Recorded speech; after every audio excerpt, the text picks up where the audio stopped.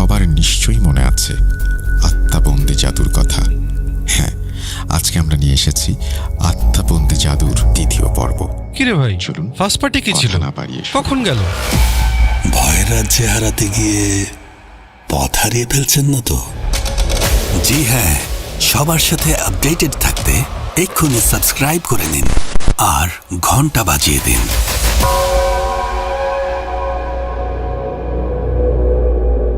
টাঙ্গাইলে পৌঁছাতে পৌঁছাতে রাত প্রায় 8:17 বেজে যায়।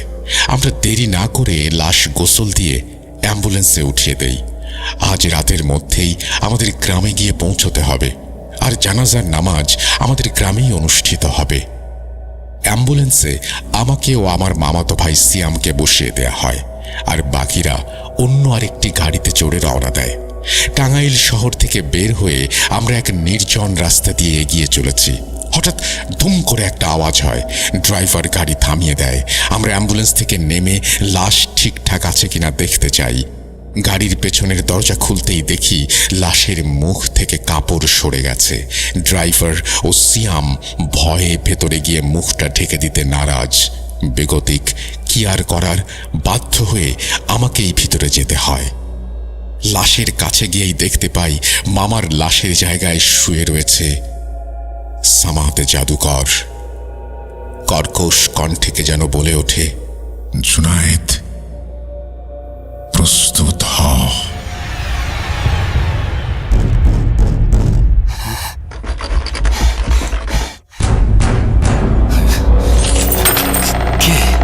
আমি অশরীরী, দেখতে পাবে না কবু। এত কাল ধরে শুনছ, শুনতে কি পাও না তবু? ভূত.com, The Fear Returns with Russell.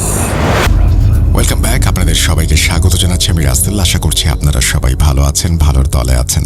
আমিও ভালো আছি আর ভালোর দলে আছি।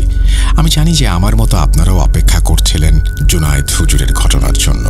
আজকে আবারও সময় হয়েছে সেই ঘটনা পড়ে শোনানোর, কারণ আমরা হাতে পেয়েছি মোহাম্মদ ইয়াসিনের লেখা জুনায়েদ হুজুরের ঘটনা। যেভাবে লেখা আছে আমি সেভাবেই পড়ে শোনাচ্ছি। আসসালামু আলাইকুম রাসেল ভাই ও প্রিয় শ্রোতা বন্ধুরা, আশা করি আল্লাহর অশেষ রহমতে আপনারা সবাই ভালো আছেন এবং ভালোর দলেই আছেন। আমি মোহাম্মদ ইয়াসিন বলছিলাম গাজীপুরের কোনো একটি জায়গা থেকে। আজ জুনায়েদ হুজুরের ঘটনার দ্বিতীয় পর্ব নিয়ে হাজির হলাম। আশা করি আপনাদের ভালো লাগবে। ঘটনায় হওয়া ভুল ত্রুটিগুলো ক্ষমা সুন্দর দৃষ্টিতে দেখবেন। ঘটনা শুরুর পূর্বে একটু মনে করিয়ে দেই গত পর্বে কি হয়েছিল। গত পর্বে আমরা শুনিয়েছিলাম জুনায়েদ হুজুর কবরস্থানের মধ্যে আটকা পড়েছিলেন এবং তার সাথে দেখা হয়েছিল সামাদ জাদুকরের, এবং সামাদ জাদুকর ফিরে এসেছে তার পুরনো অপমানের প্রতিশোধ নেয়ার জন্য। জুনায়েদ হুজুর সেই কবরস্থান থেকে বের হওয়ার পর কেটে যায় প্রায় 1 মাস, আর এইখান থেকেই শুরু হয় ঘটনাটির দ্বিতীয় পর্ব। ঘন কালো জঙ্গল, জঙ্গলের মাঝখান দিয়ে আমি একাই হেঁটে চলেছি, বলছেন জুনায়েদ হুজুর।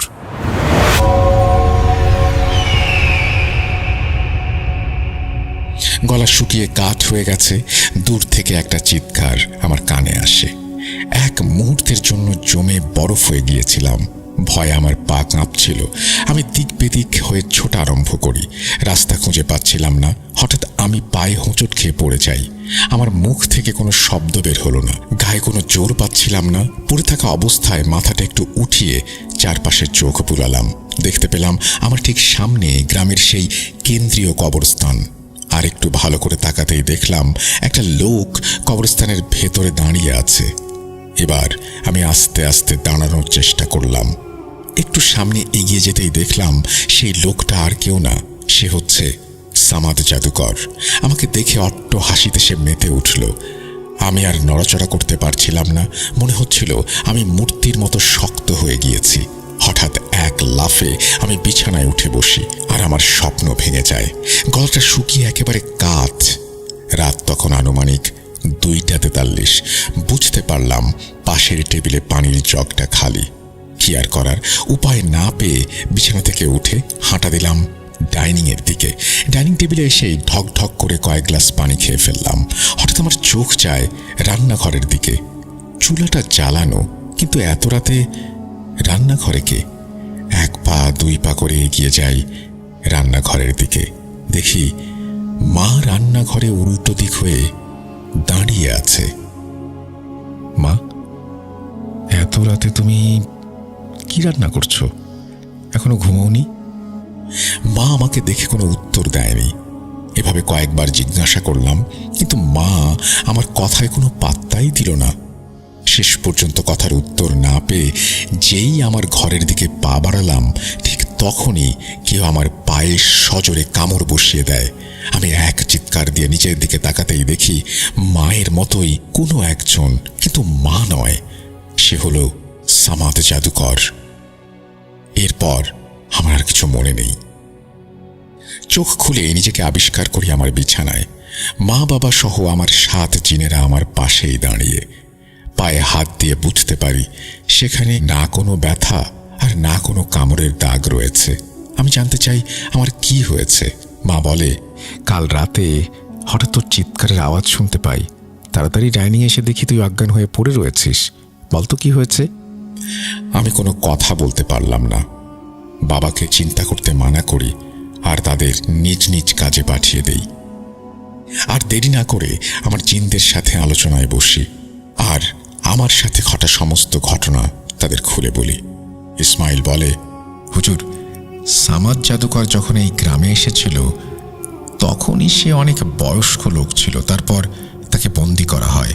আর এত বছর কেটে গেছে, তার বেঁচে থাকাটা কোনো যুক্তিযুক্ত কথা হবে বলে তো মনে হয় না। ইদানিং আপনার মাথার উপর দিয়ে অনেক কাজের চাপ যাচ্ছে, তাই হয়তো এলোমেলো কিছু দেখেছেন। সকলেই ইসমাইলের কথার সাথে একমত হলো। আমিও এই বিষয়টা নিয়ে ভাবনা চিন্তা বাদ দিলাম। হঠাৎ খবর আসে আমার আপন বড় মামা মারা গিয়েছেন। তিনি সেই টাঙ্গাইলে বসবাস করেন আর টাঙ্গাইল থেকে আমাদের গ্রামে যেতে আসতে প্রায় 14 ঘন্টার মতো লাগে। তাই দেরি না করে আমরা সকলে রওনা দেই টাঙ্গাইলের উদ্দেশ্যে। টাঙ্গাইলে পৌঁছাতে পৌঁছাতে রাত প্রায় 8:17 বেজে যায়। আমরা দেরি না করে লাশ গোসল দিয়ে অ্যাম্বুলেন্সে উঠিয়ে দেই। আজ রাতের মধ্যেই আমাদের গ্রামে গিয়ে পৌঁছতে হবে। আর জানাজার নামাজ আমাদের গ্রামেই অনুষ্ঠিত হবে। রাস্তা যাতে কোনো সমস্যা না হয় তাই অ্যাম্বুলেন্সে আমাকে ও আমার মামাতো ভাই সিয়ামকে বসিয়ে দেয়া হয়, আর বাকিরা অন্য একটি গাড়িতে চড়ে রওনা দেয়। টাঙ্গাইল শহর থেকে বের হয়ে আমরা এক নির্জন রাস্তা দিয়ে এগিয়ে চলেছি। হঠাৎ ধাম করে একটি আওয়াজ হয়। ড্রাইভার গাড়ি থামিয়ে দেয়। আমরা অ্যাম্বুলেন্স থেকে নেমে লাশ ঠিকঠাক আছে কিনা দেখতে যাই। গাড়ির পেছনের দরজা খুলতেই দেখি লাশের মুখ থেকে কাপড় সরে গিয়েছে। ড্রাইভার ও সিয়াম ভয়ে ভেতরে গিয়ে মুখটা ঢেকে দিতে নারাজ। বেগতিক কি আর করার, বাধ্য হয়ে আমাকেই ভেতরে যেতে হয়। লাশের কাছে যেতেই যা দেখতে পাই তা দেখার জন্য আমি মোটেও প্রস্তুত ছিলাম না। আমি দেখতে পাই মামার লাশের জায়গায় শুয়ে রয়েছিল সামাদ জাদুকর। ভয়ে আমার পিঠ দিয়ে ঠান্ডা বাতাস বয়ে যায়।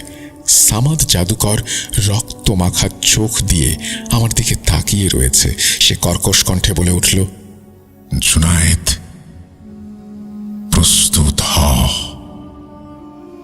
খুব শীঘ্রই তোকে এরকম লাশ বানিয়ে প্রতিশোধ নেব। এই বলে সে হাসি দিয়ে উঠল। আমি একটা চিৎকার দিয়ে গাড়ি থেকে নেমে আসি। সিয়াম আমাকে বলে, জুনায়েদ ভাই, কি হলো? তুমি এবার চিৎকার দিলে কেন? খারাপ কিছু দেখেছো নাকি? ওই আসলে বাতাসে কাফনের কাপড়টা নড়ে উঠেছিল, তাই আর কি একটু ভয় পেয়ে গিয়েছিলাম। হ্যাঁ, কাজ কর, তুই আর ড্রাইভার ভাই মিলে মুখটা ঢেকে দিয়ে আয়, আমি এখানে আছি। আসলে আমি তাদের আসল কাহিনী বলিনি, যদি তারা ভয় পায়। সিয়াম বলে, আচ্ছা ঠিক আছে, কি আর করার, আমরা গিয়ে লাশের মুখটা না হয় ঢেকেই দিয়ে আসি। এই ঘটনাটি ঘটার পর থেকে বিষয়টা আমি আমলে নেই, কিন্তু এখন কিছুই করা যাবে না। আগে গ্রামে যাই, তারপর ইসমাইলের সাথে আলোচনায় বসতে হবে। জুনায়েদ হুজুর টাঙ্গাইল আসার পূর্বে তার জিনদের গ্রামেই রেখে আসেন, যার জন্য রাস্তায় এত সমস্যার মুখোমুখি হতে হয়েছিল। যাই হোক, কিছুক্ষণের মধ্যেই আমরা আবার রওনা দিই আমাদের গ্রামের উদ্দেশ্যে। আমি অ্যাম্বুলেন্সের জানালার পাশেই বসেছিলাম। রাত তখন 1:22। তন্দ্রায় হালকা একটু চোখটা বুজে আসছে।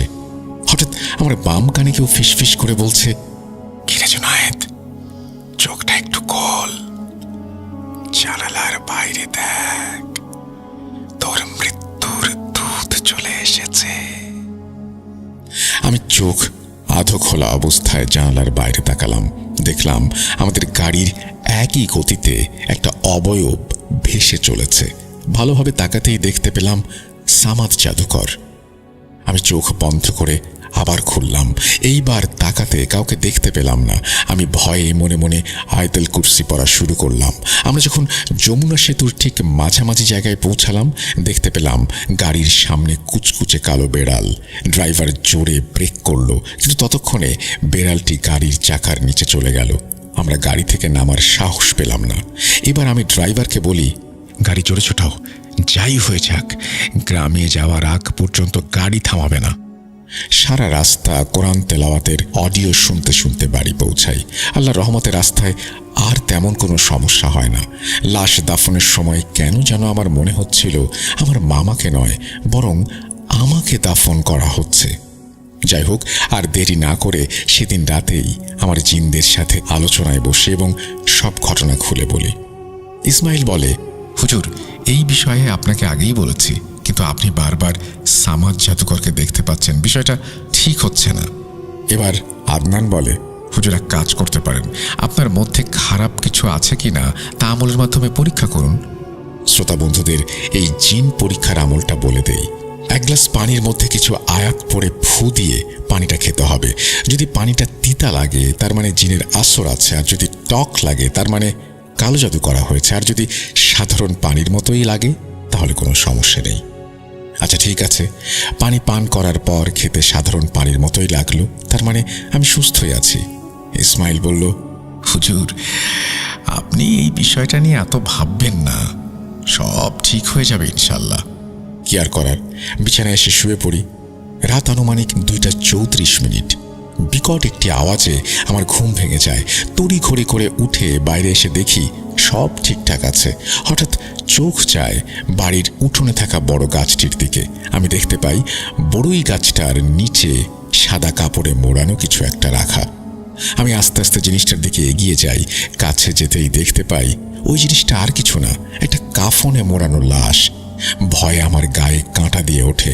আমি হালকা করে লাশের মুখ থেকে কাপড়টা সরিয়ে যা দেখতে পাই তা দেখার জন্য আমি মোটেও প্রস্তুত ছিলাম না। আমি দেখি কাপড়ে মোড়ানো লাশটা আমার নিজের। এক লাফে 2 পা পেছনে ফিরে আসি, কিন্তু এবার আমার আর ভয় লাগছিল না, বরং রাগ হচ্ছিল। কার এত বড় সাহস যে আমাকে ভয় দেখানোর চেষ্টা করছে? এবার নিচ থেকে এক মুঠ মাটি নিয়ে 3 কুল পড়ে মাটিতে ফুঁ দিয়ে লাশটার গায়ে ছুঁড়ে মারি। পলকের মধ্যে লাশটা অদৃশ্য হয়ে যায়। বুঝতে বাকি রইল না খুবই জিনেরা এরকম কাজ করছে, যদিও এরকম ঘটনা নতুন কিছু না। যাই হোক, সেদিনের মতো ঘরে গিয়ে ঘুমিয়ে যাই। ঘুমটা ভাঙল চেঁচামেচিতে। বাইরে এসে আব্বাকে বললাম, কি হচ্ছে, এত শোরগোল কিসের? আব্বা বলল, ওই পাশের গ্রামের মতিন চাচাকে ভয়ঙ্করভাবে হত্যা করা হয়েছে। মতিন চাচার মাথা বাদে পুরো শরীরকে নাকি টুকরো টুকরো করে মারা হয়েছে। শুনলাম পুলিশ এসেছে। ঘন্টা 2 পর মতিন চাচার গ্রামের বড় মসজিদের ইমাম সাহেব আমাদের বাড়িতে এলেন। আসসালামু আলাইকুম, হুজুর বাড়িতে আছেন? ওয়ালাইকুম সালাম। কে? ইমাম সাহেব নাকি? আসুন আসুন, ভেতরে আসুন। হুজুর, একটা বিষয় জানতে আপনার কাছে এলাম। কি জানতে চান বলুন। আচ্ছা হুজুর, এই যে মতিন চাচা মারা গেলেন, আপনার কি মনে হয় ওনার মৃত্যুটা একটু অদ্ভুত না? আসলে ইমাম সাহেব, স্বাভাবিক মৃত্যু তো আর একরকম হবে না সবার। হয়তো তিনি কোনো রকমের নাজায়েজ কাজে লিপ্ত ছিলেন, তাই এইরকম একটা মৃত্যুর সম্মুখীন হয়েছেন। হুজুর, একটা জিনিস, আপনার গ্রামে আসার সময় এই কবরস্থান চিনেন না, ওই যে কেন্দ্রীয় কবরস্থান, ওইখানে আমি সামাদ জাদুকরকে দেখেছি, যাকে 5 বছর আগে আপনাদের গ্রামে দেখেছিলাম। প্রথমে মনের ভুল ভেবে চোখ সরিয়ে নিয়েছিলাম, কিন্তু সামাদ জাদুকর আমার নাম ধরে ডাকার পরে আর কোনো সন্দেহ রইল না। এরপরে ইমাম সাহেবের সাথে সেটা নিয়ে কথা হলো।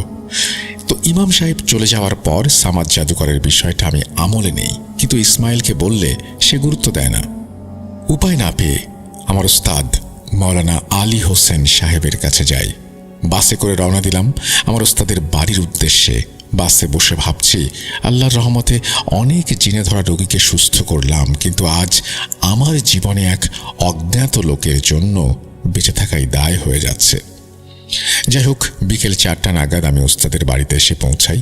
ওস্তাদের বয়স আনুমানিক 78 বছর। রুমে গিয়ে ওনাকে সালাম দিলাম। আসসালামু আলাইকুম ওস্তাদ, কেমন আছেন? আমাকে চিনতে পেরেছেন? আমি আপনার ছাত্র জুনায়েদ। হুজুর ভারী কণ্ঠে বললেন, ওয়ালাইকুম আসসালাম। হ্যাঁ, তোমাকে চিনতে পেরেছি। জুনায়েদ বাবা, কেমন আছিস? আজ কত বছর পর দেখা করতে আসলি। উস্তাদ, এক মহা সংকটে পড়ে আপনার কাছে আসা। আমার বিশ্বাস আপনি পারবেন আমার সমস্যাটার সমাধান করতে। ঠিক আছে, বল কি সমস্যা হয়েছে? এই পর্যন্ত যা যা আমার সাথে ঘটেছে সব হুজুরকে খুলে বললাম। সব শুনে বললেন, সবই তো শুনলাম, তবে আমি কিছুই করতে পারবো না। আমি আমার জিন জুলহাসকে ডাকি, আশা করি সে তোর এই সমস্যার সমাধান করতে পারবে। আমি হ্যাঁ সূচক মাথা নাড়লাম। ওস্তাদজি মনে মনে কি যেন পড়তে শুরু করলেন। একটা আওয়াজ হলো এবং আওয়াজের মাধ্যমে ওস্তাদজির পাশের রুমের দরজা খুলে গেল। একটা আলোক রশ্মি ঘরে প্রবেশ করল। ওস্তাদজি বলে উঠলেন, জুলহাস, হে হচ্ছে আমার ছাত্র জুনায়েদ। সে বিপদে পড়ে আমার কাছে এসেছে। দেখো, তুমি যদি পারো এই সমস্যার সমাধান করতে। এইবার মিষ্টি সুরে জুলহাস বলে উঠল, হুজুর আমি সব শুনেছি। জুনায়েদ হুজুর ও তার 7 জিনের ওপরে ভ্রম জাদু করা হয়েছে। যারা জানেন না এই ভ্রম জাদু কি, তাদের উদ্দেশ্যে বলছি। মানে ধরুন, যে কোনো অস্বাভাবিক ঘটনা, সাধারণ সমস্যা মনে করে আমলে না নেয়া। যে জাদু করে সে ইবলিসের মাধ্যমেই জাদু করে। খোদ ইবলিসের শয়তান এই কাজে নিয়োজিত। আর সুযোগ পেলেই যার উপরে জাদু করা হয়েছে তাকে হত্যা করা হয়। এই জাদু মূলত 4টি কালো কুচকুচে কাক ও 2টি বিড়ালকে বলি দিয়ে সেই রক্ত সাদা পেঁচার গায়ে লাগিয়ে দেয়া হয়। তাহলেই এই ভয়ঙ্কর আমল সম্পূর্ণ হয়। আর সবচেয়ে বড় কথা হলো, যার উপরে জাদু করা হয়েছে সে কোনো খারাপ জিনকে দেখতে পায় না।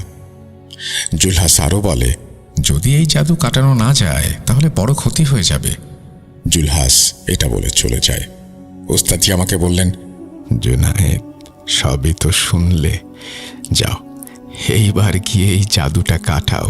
আর হ্যাঁ, এই কাজে তোমার 7 জিনকে সাথে রেখো। এরপর আমি চলে আসি।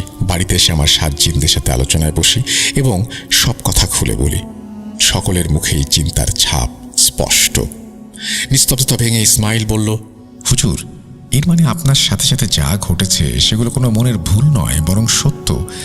তাহলে আর কি করার? জাদু ভাঙানোর জন্য সেই ভয়ঙ্কর আমল শুরু করতে হবে। তো আমল শুরু করতে হবে এক শুক্রবার থেকে পরের শুক্রবার পর্যন্ত। এক কথায় 1 সপ্তাহ টানা এই আমল চলবে। এই আমলে যারা জাদুতে আক্রান্ত তারা 7 বার কোন একটা সূরা পড়বে এবং তারপরে তিনি নিয়মটি বলেছেন, সেই নিয়মটি আমি আর বললাম না। তারপরে তিনি বলছেন, ঘটনায় ফিরে আসি। আমিও আমার 7 জিনেরা একটা পরিত্যক্ত বাড়িতে চলে আসি আমলটি সম্পূর্ণ করার জন্য। প্রথম দিন শুক্রবার। বাড়িটি ছিল দোতলা। সিদ্ধান্ত হলো 2য় তলাতেই আমলটি করা হবে। ঘরে ঢুকেই আয়াতুল কুরসির মাধ্যমে ঘরটি বন্ধ করে নিই। তারপর ঘরের 4 কোণে 4টি মোমবাতি জ্বালিয়ে দেই এবং ঘরের মেঝেতে 8টি বৃত্ত এঁকে নিই। এরপর বৃত্তের মধ্যে বসেই আমরা সকলেই উচ্চ স্বরে তেলাওয়াত শুরু করি। 4 বার তেলাওয়াত করার পরে ঘরে থাকা সমস্ত মোমবাতি একসাথে নিভে যায়। ঘর তখন সম্পূর্ণ অন্ধকারে আচ্ছন্ন। আমি চোখ বন্ধ করে ফেলি। হঠাৎ সেই পুরনো চেনা এক কণ্ঠস্বর আমার কানে ফিসফিস করে বলে, তুই বাঁচতে পারবি না, সামাদ জাদুকর তোকে হত্যা করবেই। এই বলে সে হেসে ওঠে। আমি এইবার তাকে চিনতে পারি। সে হলো সেই কবরস্থানের কবরের জিন যেখানে আমি পড়ে গিয়েছিলাম। এইবার আমি সহ আমার জিনেরা তেলাওয়াত শুরু করি। 7 বার তেলাওয়াত করা শেষ। চোখ খুলতেই দেখতে পাই মোমবাতিগুলো ঠিক আগের মতোই জ্বলছে। সেদিন আর কিছু হয় না। দ্বিতীয় দিন শনিবার। আজকের আমল হলো কোরআন খতম দেয়া। আমরা সকাল 7টায় আমল শুরু করি। আমল শেষ হতে হতে রাত 3টা বেজে গিয়েছিল। তো সারাদিন তেমন কোনো সমস্যা হয়নি, কিন্তু যেই রাত 11টা কি 12টা বাজে তখনই শুরু হয় আমার ওপর অমানসিক নির্যাতন। তেলাওয়াতের মাঝখানে একটা লম্বা লোহার পাইপ আমার পায়ের ওপরে পড়ে। আমি জোরে চিৎকার দিয়ে উঠি, কিন্তু পড়া থামানো যাবে না। শত কষ্ট নিয়েও পড়ার দিকে মনোযোগ দেই। কয়েক মিনিটের জন্য পরিবেশ নিস্তব্ধতায় ডুবে যায়। খানিক পরে দূর থেকে একটা চেনা নারী পুরুষ মিশ্রিত কণ্ঠ আমি শুনতে পাই, যত কিছুই করিস না কেন লাভ নেই। আমার আর বুঝতে বাকি রইল না কণ্ঠস্বর যার সে আর কেউ না, সামাদ জাদুকর। অনেক কষ্টে আজকের মতো আমলটি শেষ করি। এরপর 4 দিন আমলে তেমন কোনো বাধা আসেনি। ওই টুকটাক আওয়াজ, দরজা বন্ধ করার শব্দ, ফিসফিস করে কথা বলার শব্দ শুনতে পেয়েছি। কিন্তু আসল ঘটনা ঘটে শেষের দিন রাতের বেলায়। দিন শেষ। আজকের দিনের আমল হলো ছাগলটিকে জবাই করা, রুকাইয়ার গোসল করা এবং সেই রক্তমাখা পেঁচাটিকে হত্যা করা। আমার জিনেরা আগেই সেই পেঁচাটিকে ধরে এনেছিল। আমরা দোয়া পড়ে সেই ছাগলটিকে জবাই করতে যাব, ঠিক তখনই একটি রক্তমাখা হাত আমার গলা চেপে ধরে। আমি পেছনে তাকাতেই দেখি নিজেকে। আমি নিজেই আমাকে হত্যার চেষ্টা করছি। এটা দেখার আগে আমার মৃত্যু হলো না কেন? ইসমাইল আমাকে বলল, হুজুর কি হয়েছে? সে কখন থেকে দেখছি আপনি এক মনে ভেবেই চলেছেন। ইসমাইলের কথা শোনার পর আমি বুঝতে পারছিলাম না আমার সাথে কি ঘটছে। যাই হোক, আমি আর দেরি না করে ছাগলটির গলায় ছুরি চালিয়ে দেই। কিন্তু যখন আমি এই কাজটি করছিলাম আমি দেখতে পাচ্ছিলাম আমি ছাগলের জায়গায়। এরপর আমরা আরও কিছু কাজ করি, কিছু রিচুয়াল সম্পন্ন করি। তারপর ছাগলটি গরিব মানুষের মধ্যে বিলিয়ে দেই। আর ওই যে পেঁচা ছিল সেটিকে একটা জায়গায় কবর দেই। এই আমলের 3 দিন পর আমি আমার ওস্তাদের কাছ থেকে জানতে পারি আমরা ইবলিসের সেই ছেলেকে পরাস্ত করতে সমর্থ হয়েছি। আর আমরা এই ঘটনাটির পর সামাদ হুজুরকে আর কোথাও দেখতে পাইনি, কেউ দেখেনি। আর কোনো ঘটনার সম্মুখীনও আমরা হইনি, আলহামদুলিল্লাহ। এই বলে জুনায়েদ হুজুর থামেন। তো এই ছিল ঘটনা। আশা করি আপনাদের ভালো লেগেছে। ইনশাল্লাহ আবারও দেখা হবে জুনায়েদ হুজুরের নতুন কোনো ঘটনায়। সবাই ভালো থাকবেন, সুস্থ থাকবেন। আল্লাহ হাফেজ। এই বলে তিনি তার ঘটনা শেষ করেছেন। আশা করছি এই ঘটনাটি আপনাদেরও ভালো লেগেছে। যদি ভালো লাগে অবশ্যই আমাদের জানাবেন। আমরা চলে যাব আমাদের পরবর্তী ঘটনায়।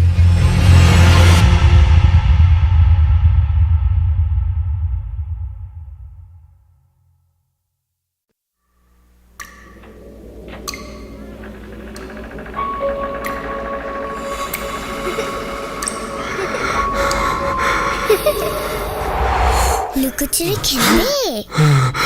লুকোচুরি?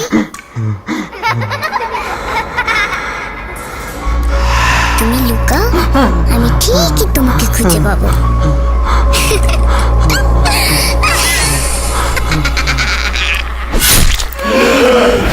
ভূত.com with রাসেল। Welcome back. আপনাদের সবাইকে স্বাগত জানাচ্ছি আমি রাসেল। আশা করছি আপনারা সবাই ভালো আছেন এবং ভালোর দলে আছেন। আমিও ভালো আছি আর ভালোর দলে আছি। যেভাবে লেখা আছে সেভাবেই পড়ে শোনাচ্ছি। রাসেল ভাই, ঘটনাটি সিলেক্টেড হলে আপনি পড়ে শোনাবেন। আমার নাম মিশু সাহা। আমার বাড়ি চট্টগ্রামের রাঙ্গুনিয়া থানার মজুমদার খিল গ্রামে। বর্তমানে চাকরির সুবাদে সৌদি আরবের দাম্মাম শহরে আছি। আমি এক সময় ভূত এফএম শুনতাম, মাঝখানে গ্যাপ হয়ে গিয়েছিল। পরে সৌদি আরবের রুমমেটদের থেকে শুনলাম ভূত.com শো চলছে এখন। সেই থেকে আবার শোনা শুরু। আমার খুব ইচ্ছে ছিল আমার সাথে ঘটে যাওয়া কিছু ঘটনা স্টুডিওতে এসে সবার সাথে শেয়ার করব, কিন্তু দেশের বাইরে চলে আসার কারণে সেটা সম্ভব হচ্ছে না। আমি এর আগেও 2টা ঘটনা লিখে পাঠিয়েছি, কিন্তু জানি না কি কারণে যেন সিলেক্টেড হয়নি। এই ঘটনাটি মূলত আমার ছোট ভাই, নাম সৌরভ দত্ত, তার কাছ থেকে নেয়া। কথা না বাড়িয়ে ঘটনায় যাওয়া যাক।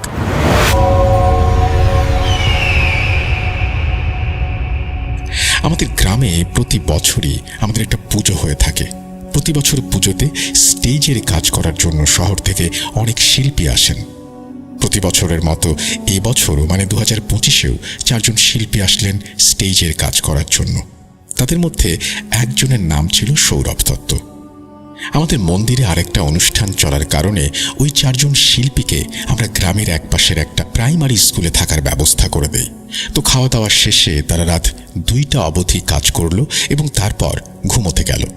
পরদিন সন্ধ্যায় স্টেজের কাজ করার সময় আমাকে সৌরভ নামের ছেলেটা বলে উঠল, দাদা, ওই স্কুলটিতে মনে হয় কোনো সমস্যা আছে, আজকে রাতে আমাদের অন্য কোথাও থাকার ব্যবস্থা করে দিন। আমি বললাম, কেন, কি ধরনের সমস্যা? সৌরভ বলল, যখন আমরা ঘুমানোর জন্য শুয়ে পড়লাম এর একটু পরেই আমরা স্কুলের পাশের ঝোপ থেকে কিছু শব্দ শুনতে পেলাম। এরপর আমাদের কানের কাছে একটা মেয়ের হাসির শব্দ আসলো এবং মনে হলো কেউ একজন স্কুলের সামনে দিয়ে হেঁটে চলে যাচ্ছে। এটা বলে সৌরভ থেমে গেল। আমি বললাম, তোমরা শহরে থাকো তো, তাই গ্রামের পরিবেশে একটু ভয় লাগছে, হয়তো তোমাদের মনের ভুল। আমি এটা বলাতে সৌরভ বলে উঠল, না দাদা, গ্রামে এরকম অনেক ভৌতিক ঘটনা ঘটে থাকে।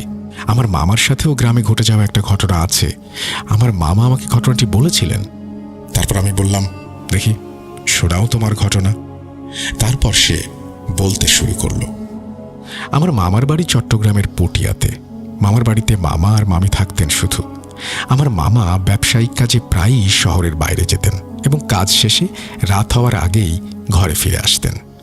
তো একদিন মামা ব্যবসার কাজে প্রতিবারের মতো শহরে গিয়েছেন, কিন্তু সেদিন ফিরতে ফিরতে অনেক রাত হয়ে গিয়েছিল। রাত প্রায় 1টা বেজে গেছে। মানুষজন রাস্তায় তেমন ছিল না বললেই চলে। মামা হাঁটতে হাঁটতে প্রায় বাড়ির কাছাকাছি চলে এসেছিলেন। মামার বাড়ির খুব কাছেই একটা পুকুর ছিল। মামা যখন পুকুরের কাছে এসেছিলেন তখন নাকি মামা দেখলেন পুকুরে কেউ একজন কাপড় ধুচ্ছে। মামা বলে উঠলেন, এত রাতে কে পুকুরে? তখন পুকুর থেকে বলে উঠল, কাকা, আমি ধোপা। আচ্ছা, একটা কথা বলে রাখি, বাজারে একজন ধোপা ছিল যার বাড়ি ছিল মামার বাড়ির পাশেই। ওই ধোপার সাথে মামার খুব ভালো সম্পর্ক ছিল। ধোপাকে দেখে মামা পুকুরের ঘাটেই গল্প করতে বসে গেলেন। মামা বললেন, কিরে, তুই এত রাত্রে কাপড় ধুতে আসলি যে? তখন ধোপা মামাকে বলল, দোকান বন্ধ করতে দেরি হয়ে গিয়েছিল, তাই রাতের বেলাতে কাপড় ধুতে হচ্ছে। এরপর মামা প্রায় 1 ঘন্টা ধরে ধোপার সাথে নানা বিষয়ে গল্প করে যাচ্ছিল। এদিকে ধোপাও কাপড় ধুতে ধুতে মামার সাথে কথা বলছেন। এক সময় মামা ধোপাকে বলল, রাত অনেক হয়ে গেছে, তোর কাকি চিন্তা করবে, আমি বাড়ি যাই, তুই ওই বাকি কাপড়গুলো কালকে সকালে ধুয়ে নিস। সেটা বলে মামা বাড়ির দিকে হাঁটা শুরু করলেন। মামা বাড়িতে ঢুকতেই মামি প্রশ্ন করল, আজকে এত রাত হলো যে? তখন মামা বলল, আর বলো না, ধোপার কাণ্ড দেখেছ? এত রাতে পুকুরে কাপড় ধুতে গেছে। ওরে পুকুর ঘাটে দেখে একটু গল্প করছিলাম। মামি বলল, তুমি কোন ধোপাকে দেখেছ? মামা বলল, কেন, আমাদের পাশের পাড়ার ধোপা। এটা শুনে মামি মামাকে বলল, আচ্ছা, তুমি হাত মুখ ধুয়ে আসো, খাবার দিচ্ছি। মামা হাত মুখ ধুয়ে খাবার শেষ করে যখন রুমে গেল তখন মামি বলল, তুমি কি আসলেই ধোপাকে দেখেছিলে? মা বলল, হ্যাঁ, আমি তোর সাথে অনেক কথা বললাম, এটাও বললাম যে রাতে আর কাপড় ধুস না, বাকি কাপড় সকালে ধুয়ে নিস, কিন্তু তুমি এত প্রশ্ন করছো কেন? তখন মামি মামাকে বলল, আমাদের পাশের পাড়ার ধোপা তো আজকে দুপুরে মারা গেছে। ও পুকুরে কাপড় ধুচ্ছে, তুমি ওর সাথে বসে কথা বলেছ, কিভাবে সম্ভব? এটা শোনার পর মামা তো হতভম্ব হয়ে গেল। ভয় নাকি মামার শরীরে ঘাম দিতে শুরু করলো। মামা তখন মামিকে সহ নিজে টর্চ লাইট জ্বালিয়ে বাড়ির কাছে সেই পুকুর পাড়ে আবার চলে গিয়েছিলেন দেখতে। কিন্তু গিয়ে যা দেখলেন সেটা দেখার জন্য মামা মোটেও প্রস্তুত ছিলেন না। মামা এবং মামি দুজনেই দেখলেন পুকুর ঘাট সম্পূর্ণ শুকনো, কাপড় ধোয়ার কোনো চিহ্নই নেই। এটা দেখে মামা ভয়ে মামিকে নিয়ে ঘরে চলে গেলেন এবং পরদিন শিওর হওয়ার জন্য মামি মামাকে ধোপার চিতায় নিয়ে গেলেন। তখন ওই ধোপা চিতার আগুনে জ্বলছিল। এরপর মামার কিছুদিন খুব জ্বর ছিল, পরে অবশ্য মামা স্বাভাবিক হয়ে যায়। এই বলে সৌরভ তার ঘটনা শেষ করে। সৌরভের ঘটনা শুনে আমি ওকে বললাম, সত্যি বলতে তোমরা যে স্কুলে গতকাল রাত্রে ছিলে, ওই স্কুলের আশেপাশে একটা মেয়েকে রাতের বেলা অনেকেই দেখেছে, কিন্তু তোমরা ভয় না পাওয়ার জন্য আমি এই কথাটা এড়িয়ে গিয়েছিলাম। স্কুলের পাশে হেঁটে যাওয়া এই মেয়েটির ঘটনা আমি আরেকদিন লিখে পাঠাবো। আমাদের গ্রামে আরো অনেক ভৌতিক কাহিনী আছে, সেগুলোও সময় করে লিখে পাঠাবো। আজকের মতো বিদায় নিচ্ছি। Mishu Saha, Saudi Arab. Thank you so much Mishu Saha. আপনি চমৎকার একটি ঘটনা পাঠিয়েছেন। আশা করছি ভবিষ্যতেও আপনার কাছ থেকে ঘটনা পাবো। আরও ভালো লাগলো আপনি চমৎকারভাবে লিখেছেন ঘটনাটি। আশা করছি ভবিষ্যতেও আপনি লিখবেন আমাদের। আমরা চলে যাব আমাদের পরবর্তী ঘটনায়।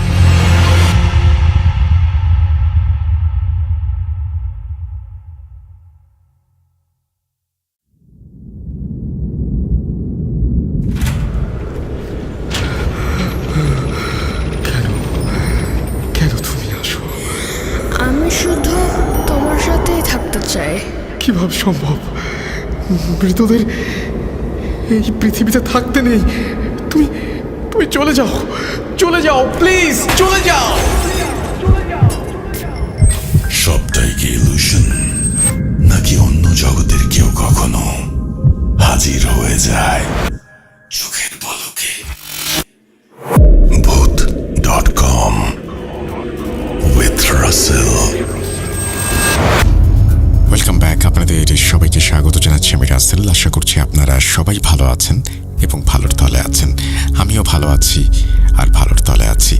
পুরনো একটা বছর চলে যায়, আসে নতুন বছর নতুন প্রত্যাশা নিয়ে। আমি চাই নতুন বছরে আপনাদের প্রত্যাশাগুলো পূরণ হোক। নতুন একটা ঘটনায় যাব, আশা করছি ভালো লাগবে আপনাদের। যেভাবে লেখা আছে আমি সেভাবেই পড়ে শোনাচ্ছি। কিছু ঘটনা আছে যা আমাদের শুধুই ভয় দেখায় না, বুকের ভেতর একটা গভীর ক্ষতও তৈরি করে। আজকের ঘটনাটা ঠিক তেমনই। এই ঘটনাটি আমার পরিচিত এক আঙ্কেলের, আকরাম আঙ্কেলের পরিবারের।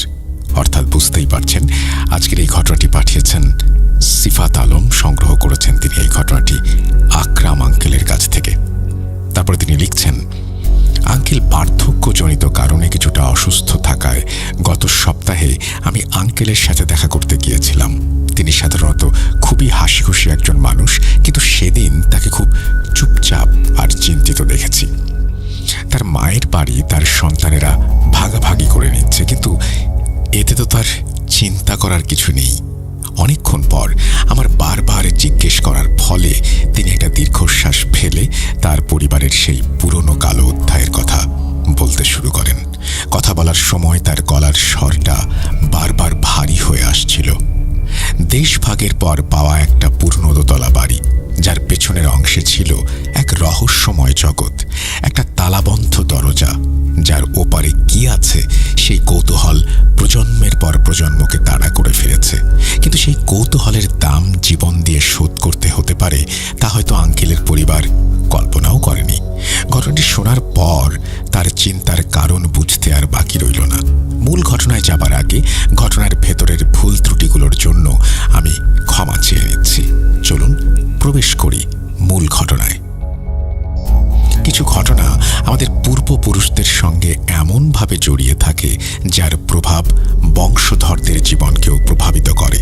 ঠিক এমনই একটি ঘটনা আমার সঙ্গে শেয়ার করেছেন আমার এক আঙ্কেল, আকরাম আঙ্কেল।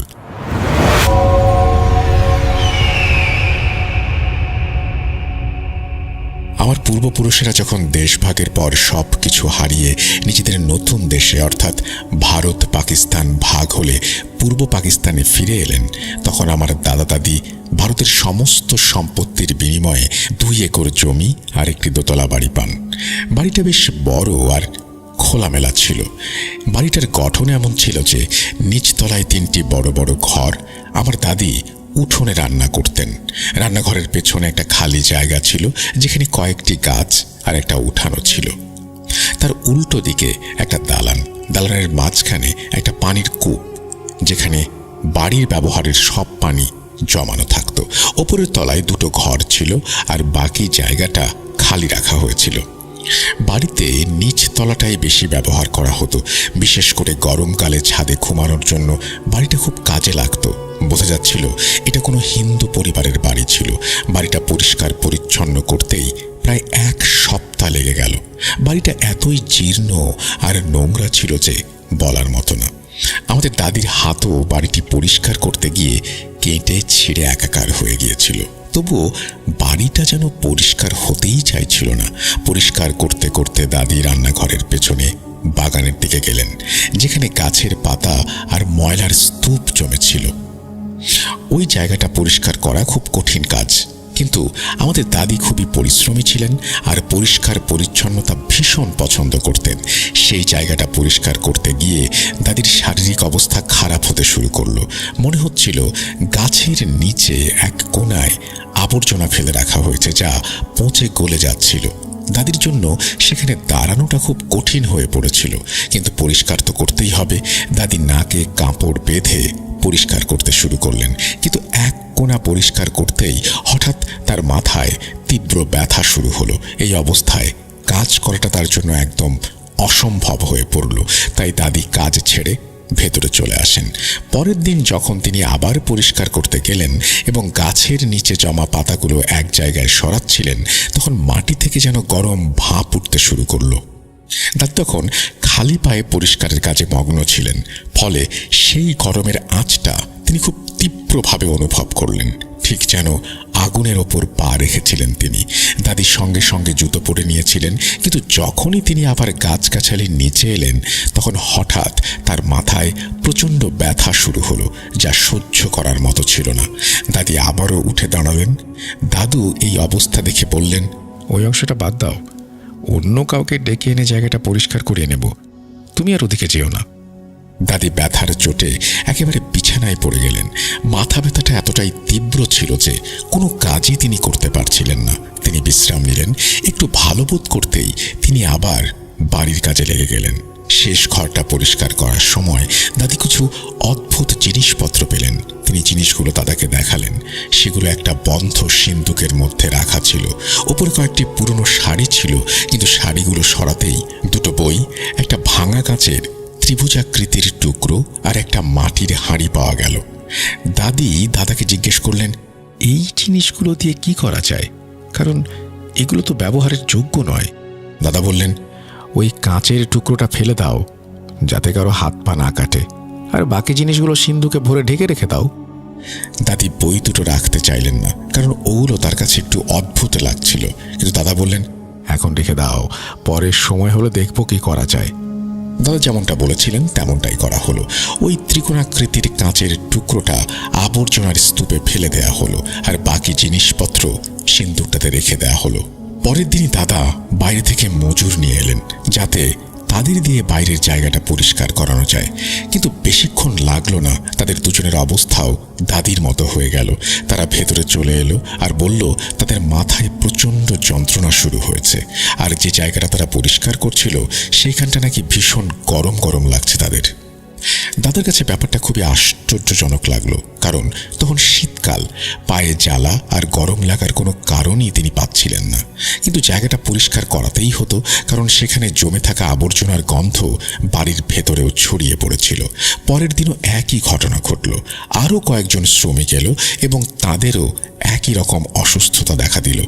এখন দাদাও চিন্তিত হয়ে পড়লেন, এই জায়গায় এমন কি আছে যে কেউ কাজ করতে পারছে না? এই ছোটোখাটো ঝামেলার মধ্যেই দিন কেটে গেল। রাতে যখন দাদি বাচ্চাদের খাওয়াচ্ছিলেন, তখন হঠাৎ কিছু শব্দ শুনতে পেলেন, যেন কেউ জোরে জোরে কোনো ধাতব জিনিস দিয়ে মাটি খুঁড়ছে। যখন দাদি বোঝার চেষ্টা করলেন শব্দটা কোত্থেকে আসছে, তখন মনে হলো ওইটা গাছের কাছ থেকে আসছে। মোমবাতির আলোয় তিনি দেখলেন গাছের নিচে দুটো ছায়ামূর্তি মাটিতে হাত বুলিয়ে কিছু একটা করছে।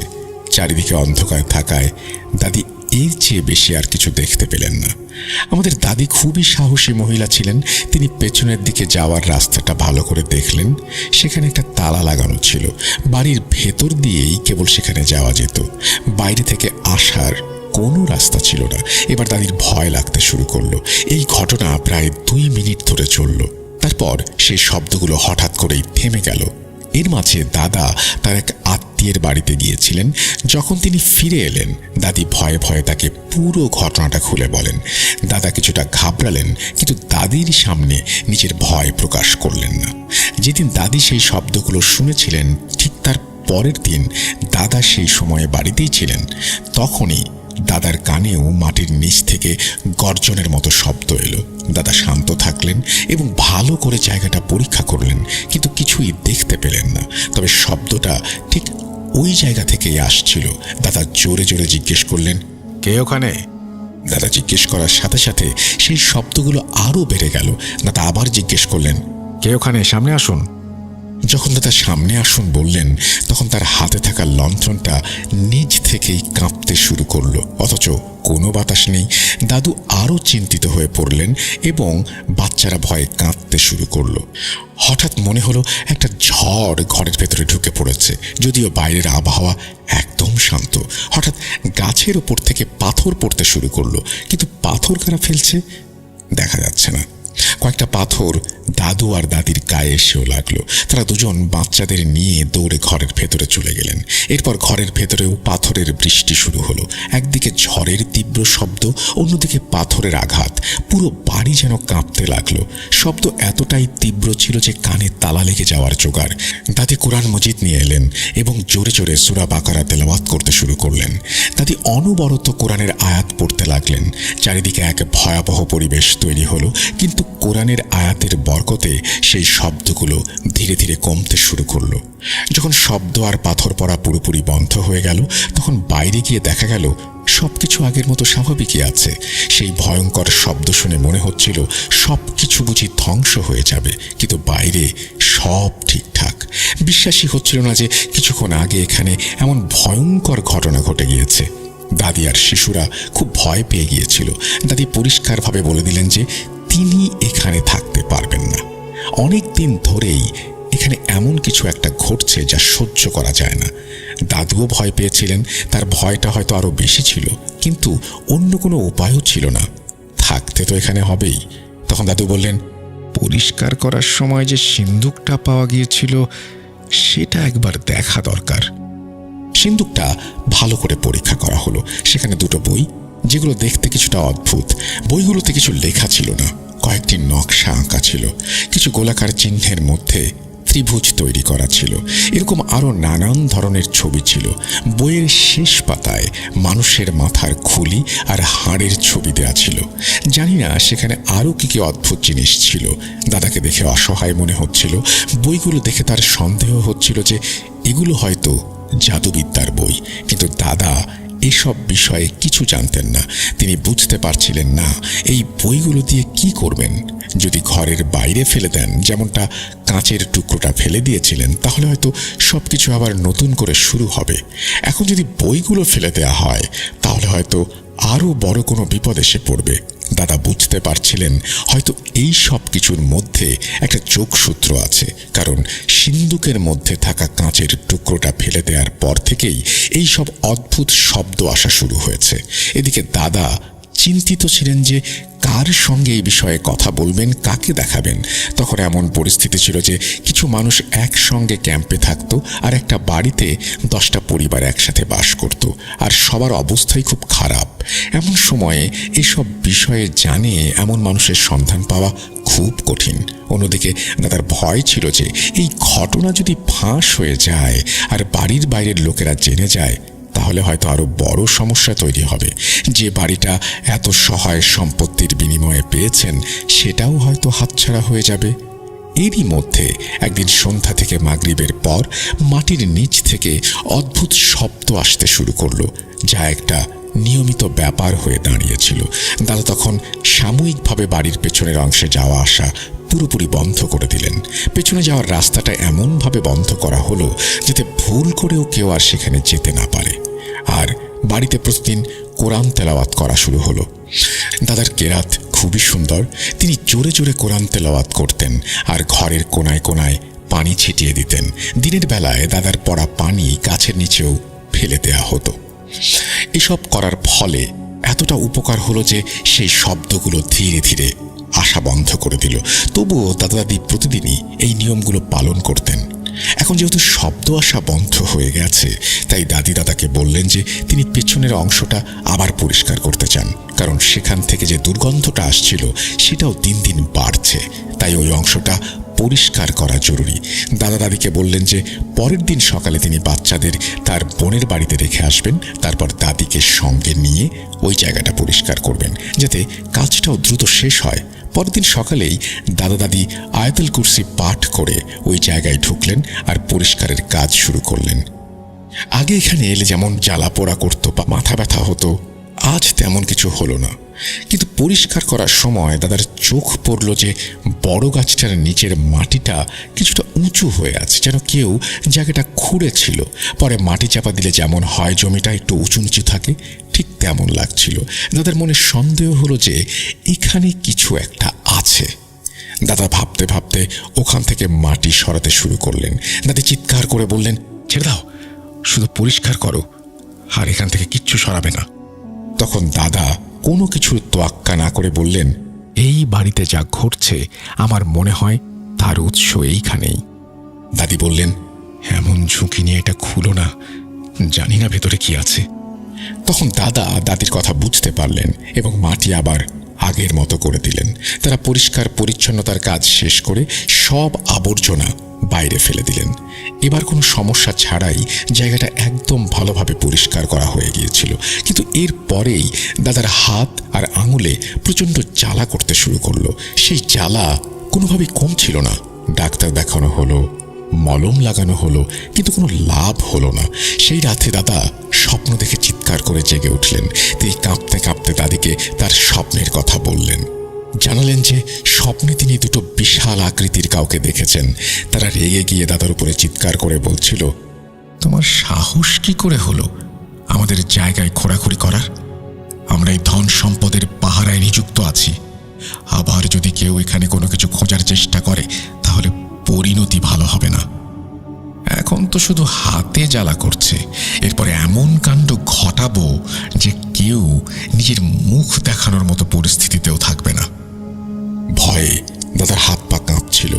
দাদি তাকে পানি খাওয়ালেন আর মুখে পানির ছিটা দিলেন। দাদা অনেক কষ্টে নিজেকে সামলে নিলেন আর দাদিকে বললেন, এই কথা যেন বাড়ির বাইরের কেউ জানতে না পারে, আর পেছনের ওই জায়গায় যেন আর কেউ না যায়। দাদা দাদি দুজনেই বুঝতে পারলেন যে গাছের নিচে কোনো কিছু লুকোনো আছে আর তার পাহারায় হয়তো জিন নিযুক্ত করা হয়েছে। দাদা পেছনের দরজায় একটা বড় তালা লাগিয়ে দিলেন, সেখানে যাতে আর কেউ না ঢুকতে পারে। আর সিন্দুকের সেই বইগুলো আবার সিন্দুকের ভেতরে বন্ধ করে দোতলায় রেখে দিলেন। 5 ওয়াক্ত নামাজের পাশাপাশি অন্য সময়েও সতর্কতা অবলম্বন করা শুরু হলো। মাগরিবের পর মাটির নিচ থেকে সেই শব্দগুলো আসতই, কিন্তু আগের মতো তীব্র ছিল না। দাদার হাতের জ্বালা পোড়াও ধীরে ধীরে কমতে শুরু করলো।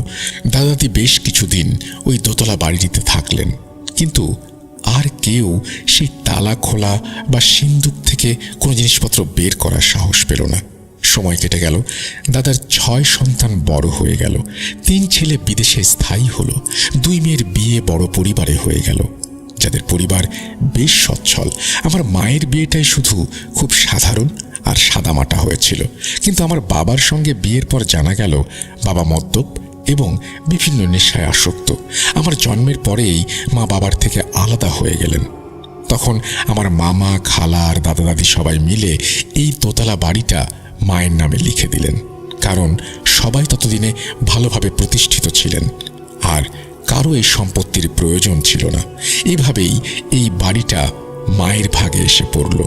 আমি বড় হয়ে গিয়েছিলাম, আর তখনও বাড়ির পেছনের বারান্দা থেকে সেই গর্জনের মতো শব্দ আসতো। তারপর দাদা দাদির মৃত্যুর পর ঘটনা অন্যদিকে মোড় নিল।